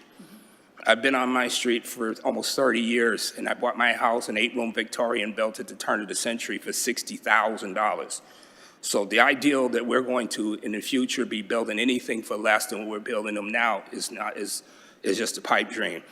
There's been a major investment along Central Street with the apartments that are actually for low-income people to start home ownership, which is some of the things that we've all championed. This is a good project, and I would hope everybody would appreciate the fact that he has hired a local manager who is well-respected. We've talked about security being on there. We've talked about the amenities that would draw people to this area. And it's all a part, as I've talked to other people, we need more housing across the board, whether it's low income, whether it's moderate income, whether it is market rate. We need and don't have enough. But we haven't planned, or there are plans for other market rate and other apartments to come into the area just within a stone's throw or 1 block away. You've got the old school apartment building that is going to be low-income housing, good quality low-income housing. The developer has a history of building good quality housing for low income. And then just 2 blocks up from that along State Street at the corner of Byer Street, the former welfare office, those are going to be low-income housing. Also a quality built, well-respected developer. So I would encourage everybody to recognize that a lot of thought has gone into this. And we are having conversations now about the income to the city. This is going to increase the value of this building, so the contribution to the tax coffers that would benefit our residents and our neighbors, this helps. This building, as it's taxed now, is taxed at its assessed value, but it's also based on the income of the building and its use. So once this is occupied and is fully functional, we're going to get more money to the city as well. They have explained to me about the parking, and I understand all those types of things. And if you guys, I drive it 4 to 5 times a day because I'm just 2 blocks away from there. So I know what it's like when Milton Bradley's is getting out and his car is parked on either side. I also know what it's like to try to get down Maple Street when Veritas in the morning or in the afternoons when they're getting out. These are, in both cases, these were areas that weren't designed to be schools, and we manage those as well. So we've had talks about deliveries being designated area for deliveries, accessing to the back, the ability to create and access those 500 parking spaces on the back side of the building that could either entry from Maple Street or entry from Union Street. And a lot of people, when you're riding by, and I would encourage you as you ride through there now, and as with this in the mind after we've approved this, that you take a look where the back of the building along Union Street, where the animal clinic is. There's a little Dakin is there. There's a little street there. You'll see that Dakin has their parking lot. Then there's a open space, and then there's another parking lot. That parking lot right directly behind the building is yellow bricks parking, but that space right there is a part of the property that we're now discussing. That will be the egress and area for them to be able to have entry to the back of the building and to the front of the building, for the tenants or for deliveries. This is a good project, so I would encourage people, they're prepared to answer any of your questions and stuff, but I would encourage you to do this because the thing is I'm not necessarily excited the fact that we've had conversations in the past about the Kittredge building. And historically, there was a lot of advocacy because of the age of the building and its historic significance. It's now storage units. And we know whether you're in favor of a courthouse being built within stone's throw of that or not, that area is now up for development. What if little patience back then could have done, but the ideal that if we don't take advantage of these opportunities, because he's not coming to ask for our money, he's just asking for the right to be able to spend his money to build something that he and his team has put together that would be profitable for him, but yet would be a benefit to the city. Thank you. Thank you, Councilor Edwards. Councilor Davila. Thank you, Mr. President. Let me start a little bit backwards, I suppose, by saying first, I look forward to the day in which this little street between Union Street and Central Street is fully developed. That has been a troublesome area in the past, and I know that there's been a lot of good work being done to try to turn everything about. Mr. President, I had the distinct pleasure of recently attending all three of the mayor's budget hearings. And just to put things into a little bit of perspective, the budget in Springfield is going to be roughly shy of $1 billion. $1 billion. We have approximately, according to what we were told, that we have a $24 million gap in the budget that the finance team is going to have to figure out how to close. And we were also told that we may possibly lose a total of $130 million in federal grants. If that were to happen, that will be completely a crisis to the city of Springfield. It will devastate the city of Springfield. I think that this project, it's a good project on its face. It will get these properties fully back on the tax rolls at a higher appraised value, which will mean more money to the city. As you all know, I'm the chairman of this pilot revenue committee, and I keep saying, Mr. President, if I can get money out of a rock, I will. And I think this is a good economic development initiative. I understand what the colleague was talking about square footage. It has a little sense. However, I guess to put it in easy words to understand, if I'm hungry now, I want to eat now. I don't want to eat tomorrow with the promise that the food is going to be cheaper. I want to eat now because I'm hungry. With that being said, we have a housing crisis in the city of Springfield. This proponent, Dr. Davinini, by the way, Dr. Davinini, thank you for your love and for investing in Springfield, has told us that he's going to invest a total of $2.25 million himself. That's a big risk. Now, I do think that if this wise and humble body wishes to impose some sort of a minimum square footage, perhaps, and this is to be probably discussed at a later time, that we could do that as a condition for some sort of a TIF or some sort of a tax break as we see fit. But as we have here right now in front of us, we have the potential to have 130 units in the city of Springfield. That's going to be roughly 250 people, give or take, that are going to have housing there, which we need so badly. I think we should pass this today. I will oppose any move to, I know a motion has not been made, but I will oppose any motion to send this to committee or to require a square footage, because then what we are going to be doing, in my opinion, my beloved and esteemed colleagues, is that we are going to be meddling in the market. And I'm just very leery right now of doing that. The housing crisis took us a while to get here. Let's be realistic. It's going to take us a while to get out of it. Thank you, Mr. President. Thank you, Councilor Davila. Councilor Whitfield. Thank you, Mr. President. I have a couple questions. I do agree with Councilor Curran.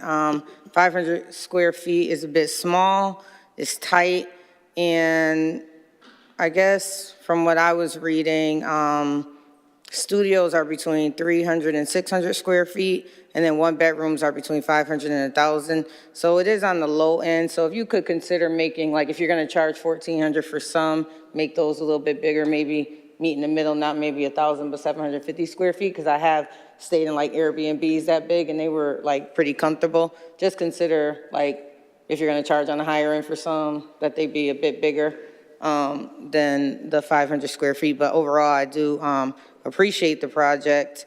The other question that I had is, do you have any like common, are you gonna build in any common space where they can have like, you know, birthday parties, baby showers, stuff like that? Well, Building that we were planning like a common Common amenities space. like gym and stuff like that. oh, okay, yeah, that'd be good.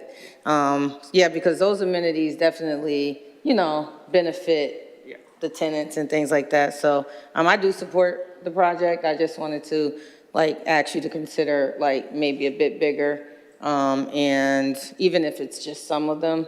And I just wanted to ask the common space question. So thank you. Thank you, Councilor Whitfield. Councilor Allen? Thanks, Mr. President. I was wondering if we could bring Phil out for a couple questions. Phil's coming.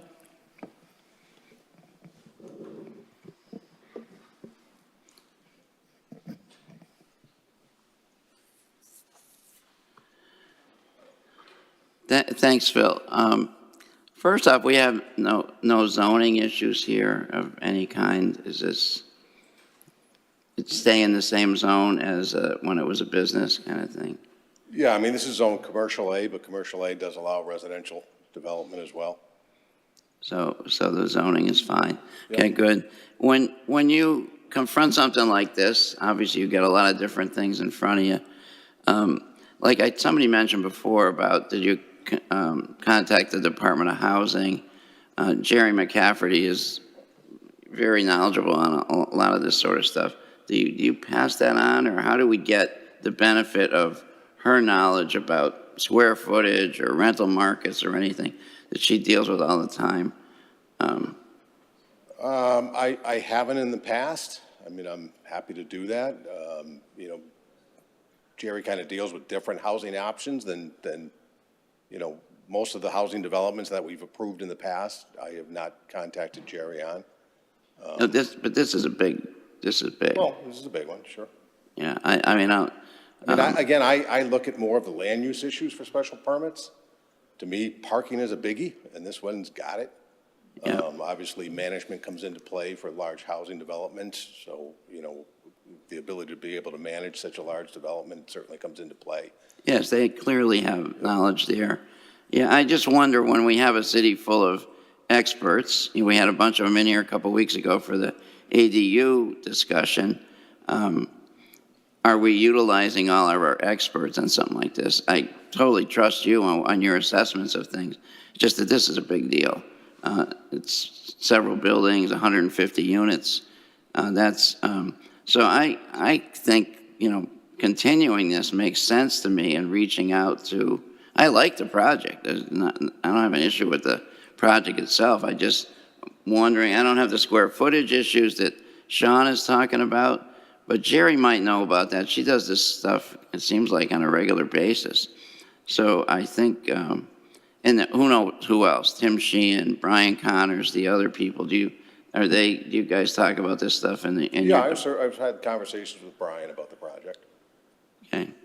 So that's where I am. I mean, I'd love to support the project. I would feel more comfortable with continuing it tonight, reaching out to Jerry and anyone else, so that we are asking all of our experts in the city for their thoughts on it. You know, Jerry had insightful comments on the ADU and on these different grants she brought to us recently. Seems to have a good broad-based knowledge. So that's my feeling. Thank you. Thank you, Councilor Allen. Councilor Brown? Thank you, Mr. President. I just had a couple questions. As far as your screening process, the city of Springfield, especially in my area, we go through this a lot.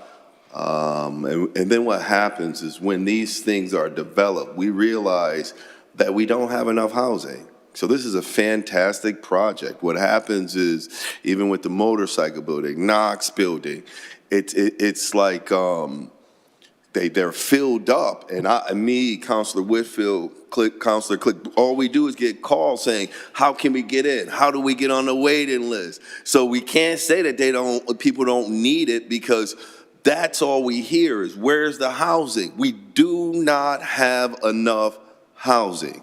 And a lot of times with me and the constituents that I work with and represent, and just some of them, a small population, the way that they're scrutinized as far as obtaining the actual apartment. If it's 500 square feet and you charge them 2,000, they'll make it happen. It's just as far as your screening process, like, do you guys do a credit score? What if they got a good job and they don't have a good credit?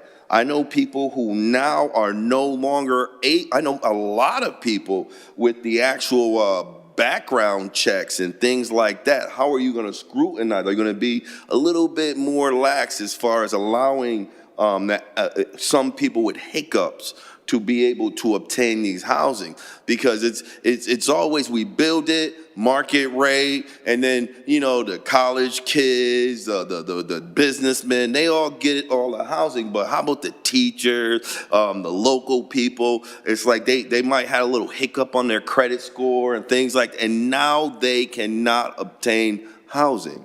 So I would just, I love it, love the idea, but would you guys be willing to at least, how are you guys going to do with your screening process? That's a great question. Can you put your microphone on, please? Thank you. Sorry about that. Great question. So I look at someone as a whole, so credit, criminal, background check, but their employment and their landlord history. So if somebody calls me and says that they have a 600 credit score, I'm not telling them no right away. I actually run their credit and I look at why it might be low. Sometimes it's low just because they have a lot of student loans. Sometimes it's low, maybe they had 1 or 2 late payments on their car payment, or they have a medical loan. Life happens. I would say I'm a little bit different than most management companies. I like to call the people and meet them in person and have a conversation with them, because at the end of the day, life does happen, but I do have to protect my clients and make sure that they are going to pay. So I do focus on employment a lot, also landlord history. I like to call multiple landlords back.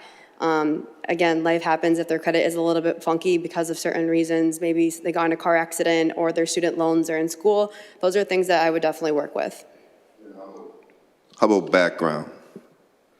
I do check their background checks, but I'm not, it's like, I mean, I guess it depends on the severity of it. I've never really declined anybody. I've never had any crazy background checks. If there's been multiple evictions in the past couple of years, that's obviously a red flag, unfortunately. But luckily, I have a lot of experience in the housing court, so I'm able to actually look into the housing case. I mean, do you do a criminal background? Oh, yes, I do look at that. And I just know, as far as with the state, we're doing a lot of things with prison reform and quarries and things like that. One of the biggest problems is people re-entering unable to obtain housing.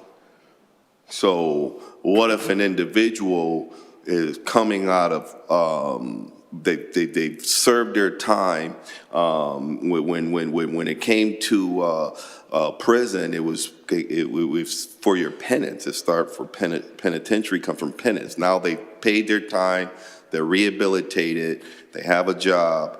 Now they come and they say, hey, we need housing. I got too many of those occasions who people are calling me saying, hey, how can you help me obtain housing? Now, is this individual, if I call you now and say, hey, this person, they had a hiccup, would that person now with that felony be able to obtain housing?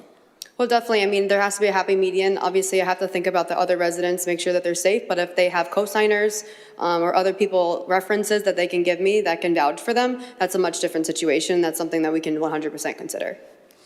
Thank you. It sounds like a good project. I don't really believe that we need to continue this. Thank you. Thank you. Thank you, Councilor Brown. Councilor Curran. Just a question to Phil. And this has to do with the packet that councils were provided. In the site plan, they're labeled as one bedrooms, 550 square foot units. Who labels them that way? Is it the planning department that puts that together, or where is that? No, the plans come from the petitioner. Okay. Understood. Yeah. And as part of the special permit, we asked for floor plans for housing development, so. okay. And secondly, just, and you may or may not know, what's the closest supermarket there that would be utilized by individuals living? Well, downtown now has the Big Y, the smaller. It's not The Big Y on Main Street? Yeah, certainly not a full-service supermarket, but that's the closest. Other than that, it's probably West Springfield. Okay. Oh, and Food Zone, that's right, too. Yep, forgot about the Food Zone. Okay.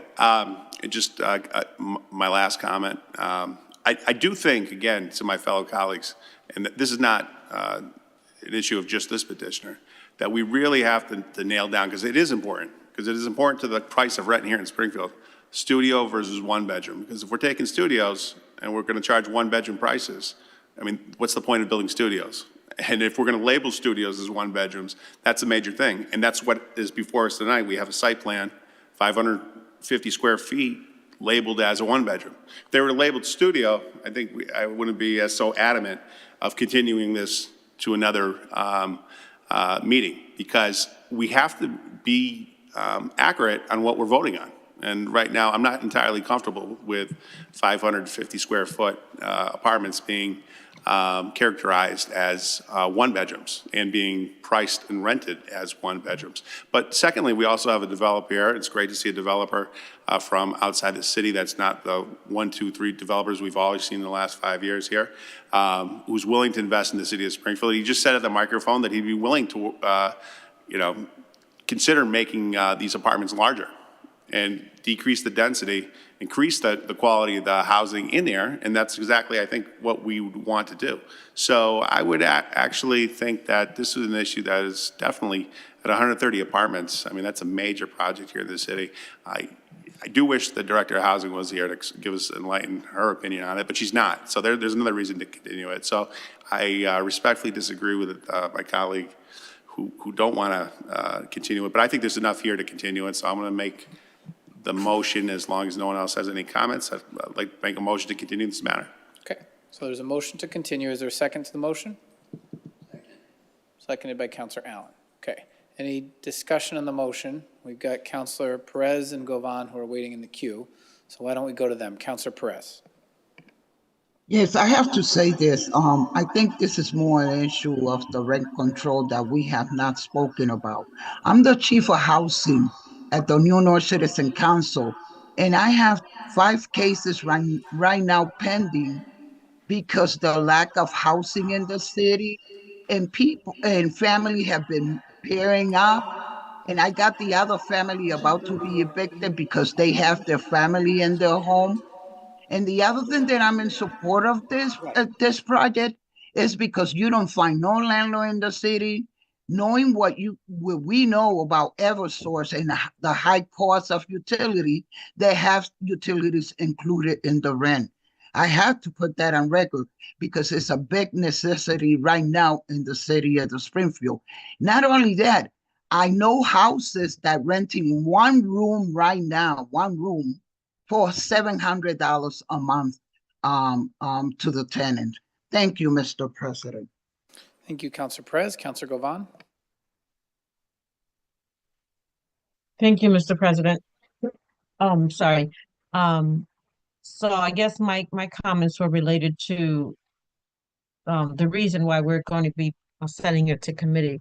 Are we looking, and if, I don't know if I may, Mr. President, ask Councilor Curran, regarding the legislation that's coming down, is that pending legislation? Is that coming soon? Or is it something that is further down the road?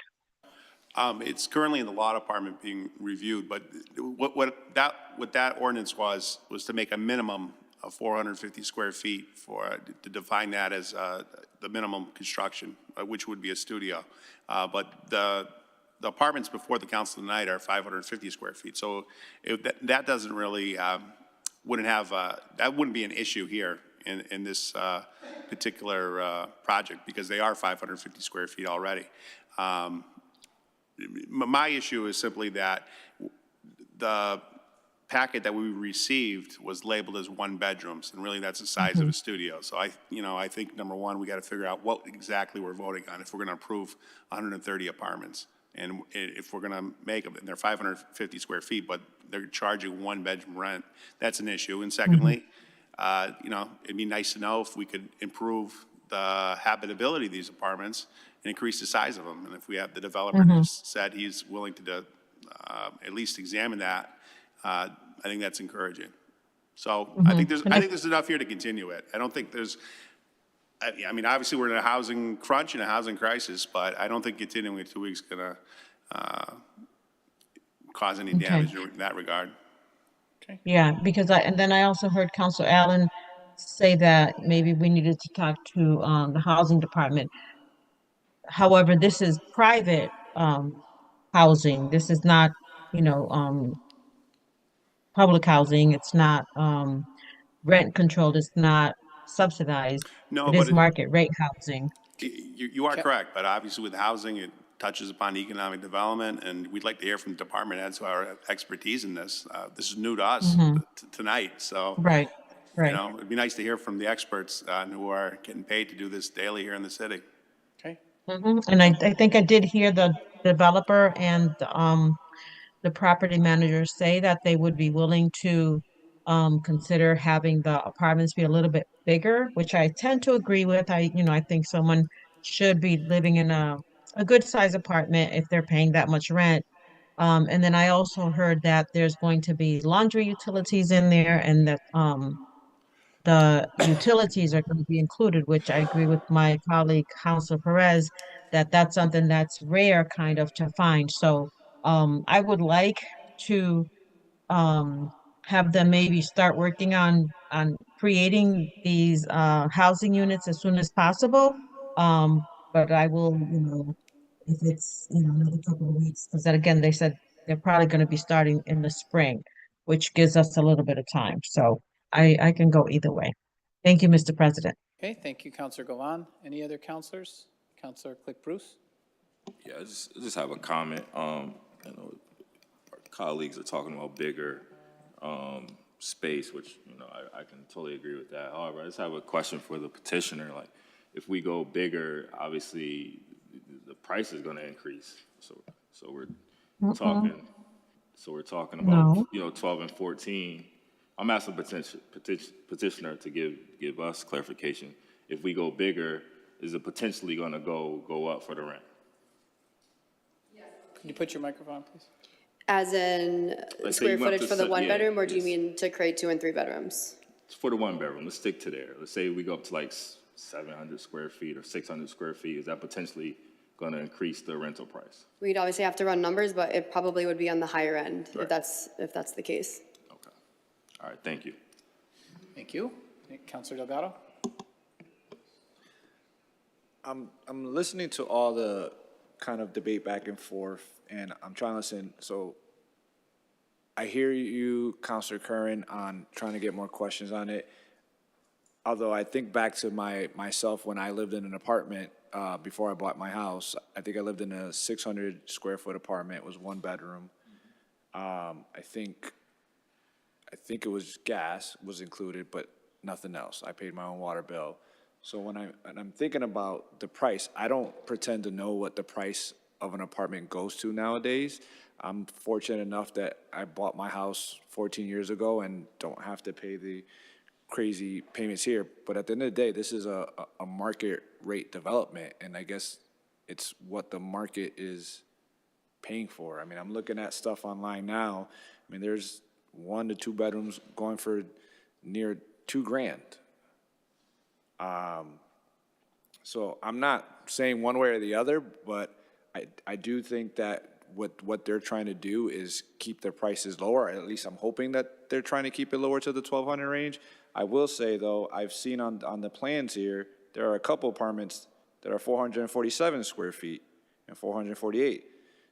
And to your point, that's, what is that line in terms of what's a one bedroom versus a studio? So I don't think I'm here trying to dictate how you make your money on it.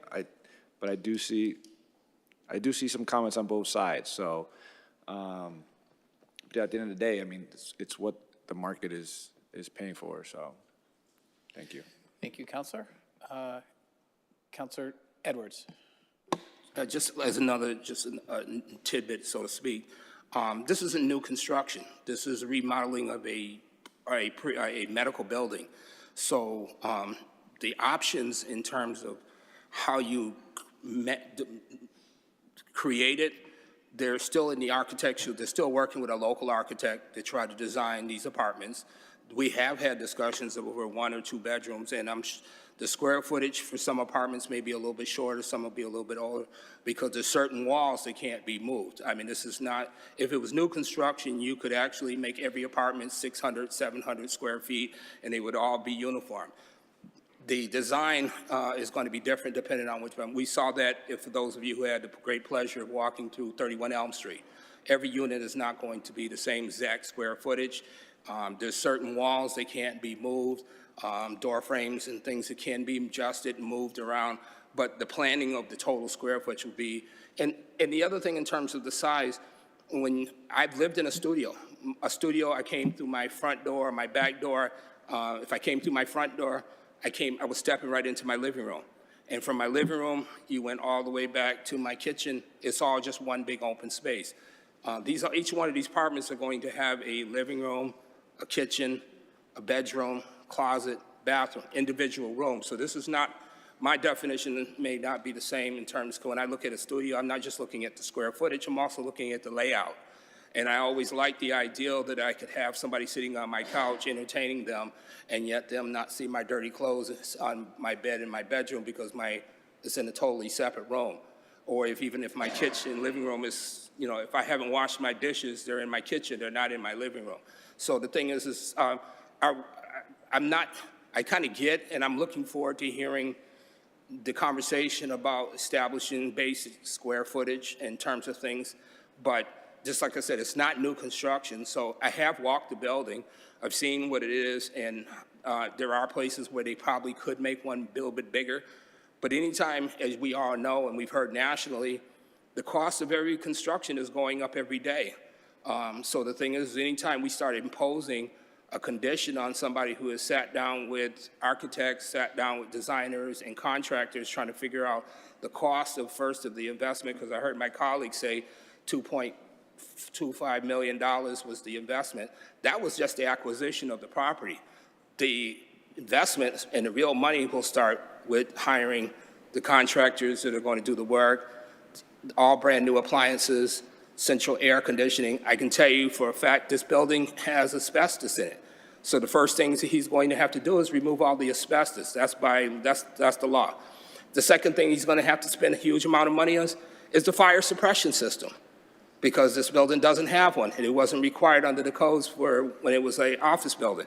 But now that you're going to have people in. So these are the things that, I just wanted to point out, so that as we start thinking about trying to micromanage or to add conditions onto it or make suggestions, which are all legitimate under certain circumstances, but just recognize that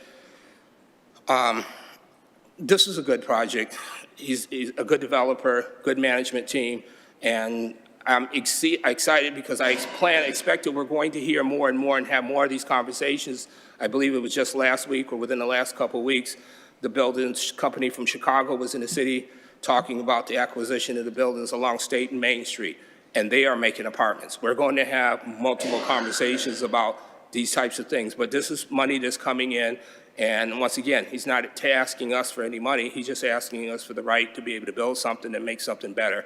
And I'm really proud of the work that's been done in Ward 1, Ward 2, Ward 3, and across the city, but housing is instrumental to the development and productivity of Main Street. It brings people downtown, it gets them, this is only 2 blocks from Main Street, so the thing is this also helps our local economy, puts money in our city coffers.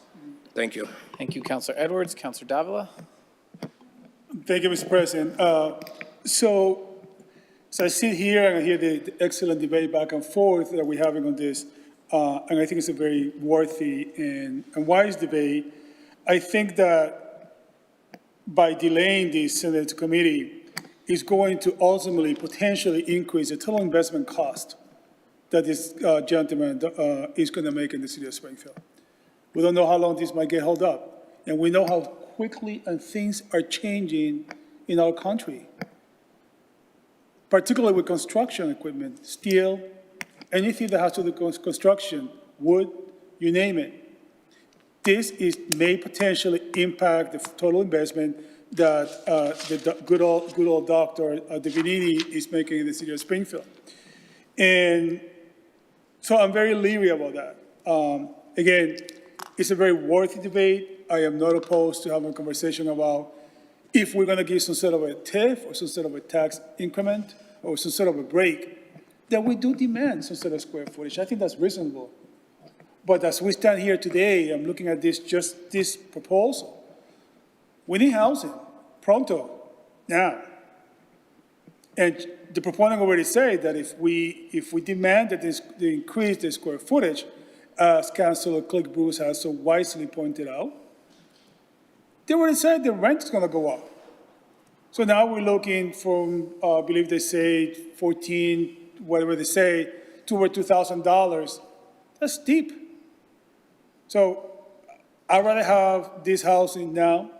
Again, I'm a little concerned with holding this up, and I will be voting against Senator Committee. Thank you, Mr. President. Thank you, Councilor Davila. Councilor Whitfield. I would like to move the question. Okay, is there a second? Second. Okay, there's a motion to move the question, so that will end debate. If 2/3 of the councilors agree to move the question, then we would proceed to immediate vote on Councilor Curran's motion to continue to the next hearing date. So, Madam Clerk, please call the roll on the motion to call the question. On the motion to call the question, Councilor Curran. Yes. Yes, Councilor Allen. No. No, Councilor Govan. Yes. Yes, Councilor Walsh. Absent, Councilor Edwards. Yes, Councilor Davila. Yes. Yes, Councilor Brown. Yes. Yes, Councilor Whitfield. Yes. Yes, Councilor Delgado. Yes. Yes, Councilor Santinello. Yes. Yes, Councilor Click Bruce. Yes. Yes, Councilor Perez. Yes. Yes, Councilor Fenton. No, more than sufficient. Madam Clerk, please call the roll on the motion to continue this matter to our next hearings meeting, which would be scheduled for April 28th. Yes vote will continue the matter. A no vote will return us to debate on the special permit. On the motion to continue, Councilor Curran. Yes. Yes, Councilor Allen. Yes. Yes, Councilor Govan.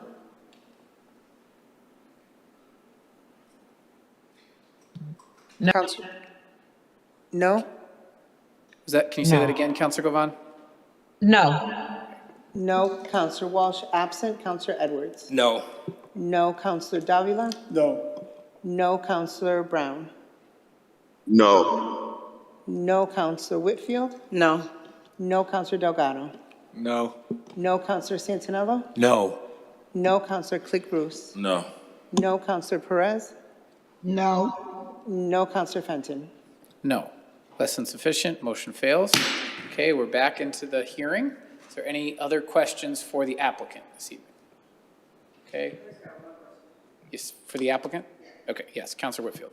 The only question I have is, we have like a lot of new developers that need mentorship. Is that something that you'll be willing to do, like as you subcontract and like just, okay. Thank you, that's it. Okay, any other questions for the applicant? Councilor Allen. I couldn't hear that question and answer. Could somebody Could just you repeat it, Councilor Whitfield? I gotta, wait a minute. I just asked, I said we have a lot of new developers in the area. Would they be willing to mentor? And he said yes. Okay. Yeah. Thank you. Thanks. Yeah, I'm just, I know we want to go forward. I want to go forward. My thing with Jerry McCafferty is something that could occur. Doesn't have to stop a vote or anything. It could occur after as a recommendation. I just feel that there's a question with, it seems to me there's some open questions. There's the Sean Curran's questions about square footage. There seems to be a need to, if we voted tonight, are we locking in at those sizes of, is that a locked thing, or can we, what I like about delaying it is we could ask the petitioner to go and look at redesigning some of the, relooking at how they could make some bigger apartments and stuff. It seems to me there's some expertise on this that would help. And I don't know if we voted tonight, are we going with the plan that's there and that's that? If we vote tonight, it would approve the use for the residential units without any reference to what the size of the units would be. Without any reference to the size. That's right. So there could still be, with a vote to, in favor or something, there could still be reformulation, reconfiguring some apartments, et cetera. There was a motion to continue. That has failed. Yeah. We are still in the public hearing. If there is a motion to put additional conditions on the permit, that could be made at this time. Otherwise, we would continue with the hearing, close the hearing, and then take a final vote on the special permit. And that's what we vote on, then there's no reformula. Currently, there's no proposal for any reference or restriction on the size of the units. Okay. Thank you. Okay. Any other counselors with questions for the applicant? We have the hearing open. Okay. Seeing none, that will close this portion of the hearing and the hearing. Is there any final comments or questions from the council for Phil or anything before we take a final vote? Okay. Seeing none, Madam Clerk, please call the roll on special permit. 9 votes are required. On approval, Councillor Kern?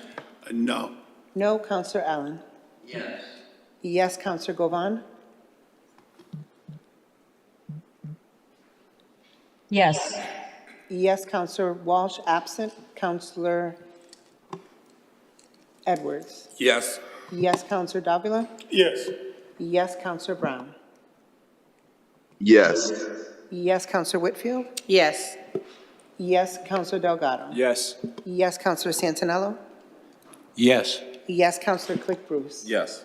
Yes, Councillor Perez?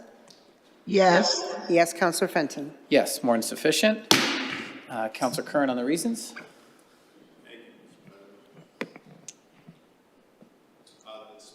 The mic, thank you. The specific site is an appropriate location for such a use, structure, or condition. The use as developed will not adversely affect the neighborhood. Adequate and appropriate facilities will be provided for the proper operation of the proposed use and to incorporate the planning staff analysis into the decision at the basis of the findings. Okay, Madam Clerk, please call the roll on the reasons. On approval, acceptance of the reasons, Councillor Kern? Yes. Yes, Councillor Allen? Yes. Yes, Councillor Govan? Yes. Yes, Councillor Walsh, absent. Councillor Edwards? Yes. Yes, Councillor Davila? Yes. Yes, Councillor Brown? Yes.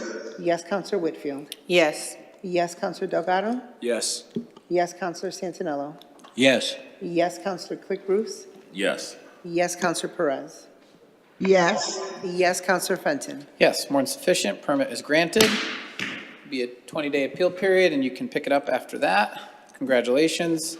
Any more business, Madam Clerk? There's not. Okay. Seeing no further business, council will stand adjourned until our next meeting. Next meeting is a regular meeting, councilor, scheduled for April 7th. Thank you, everyone, and good night.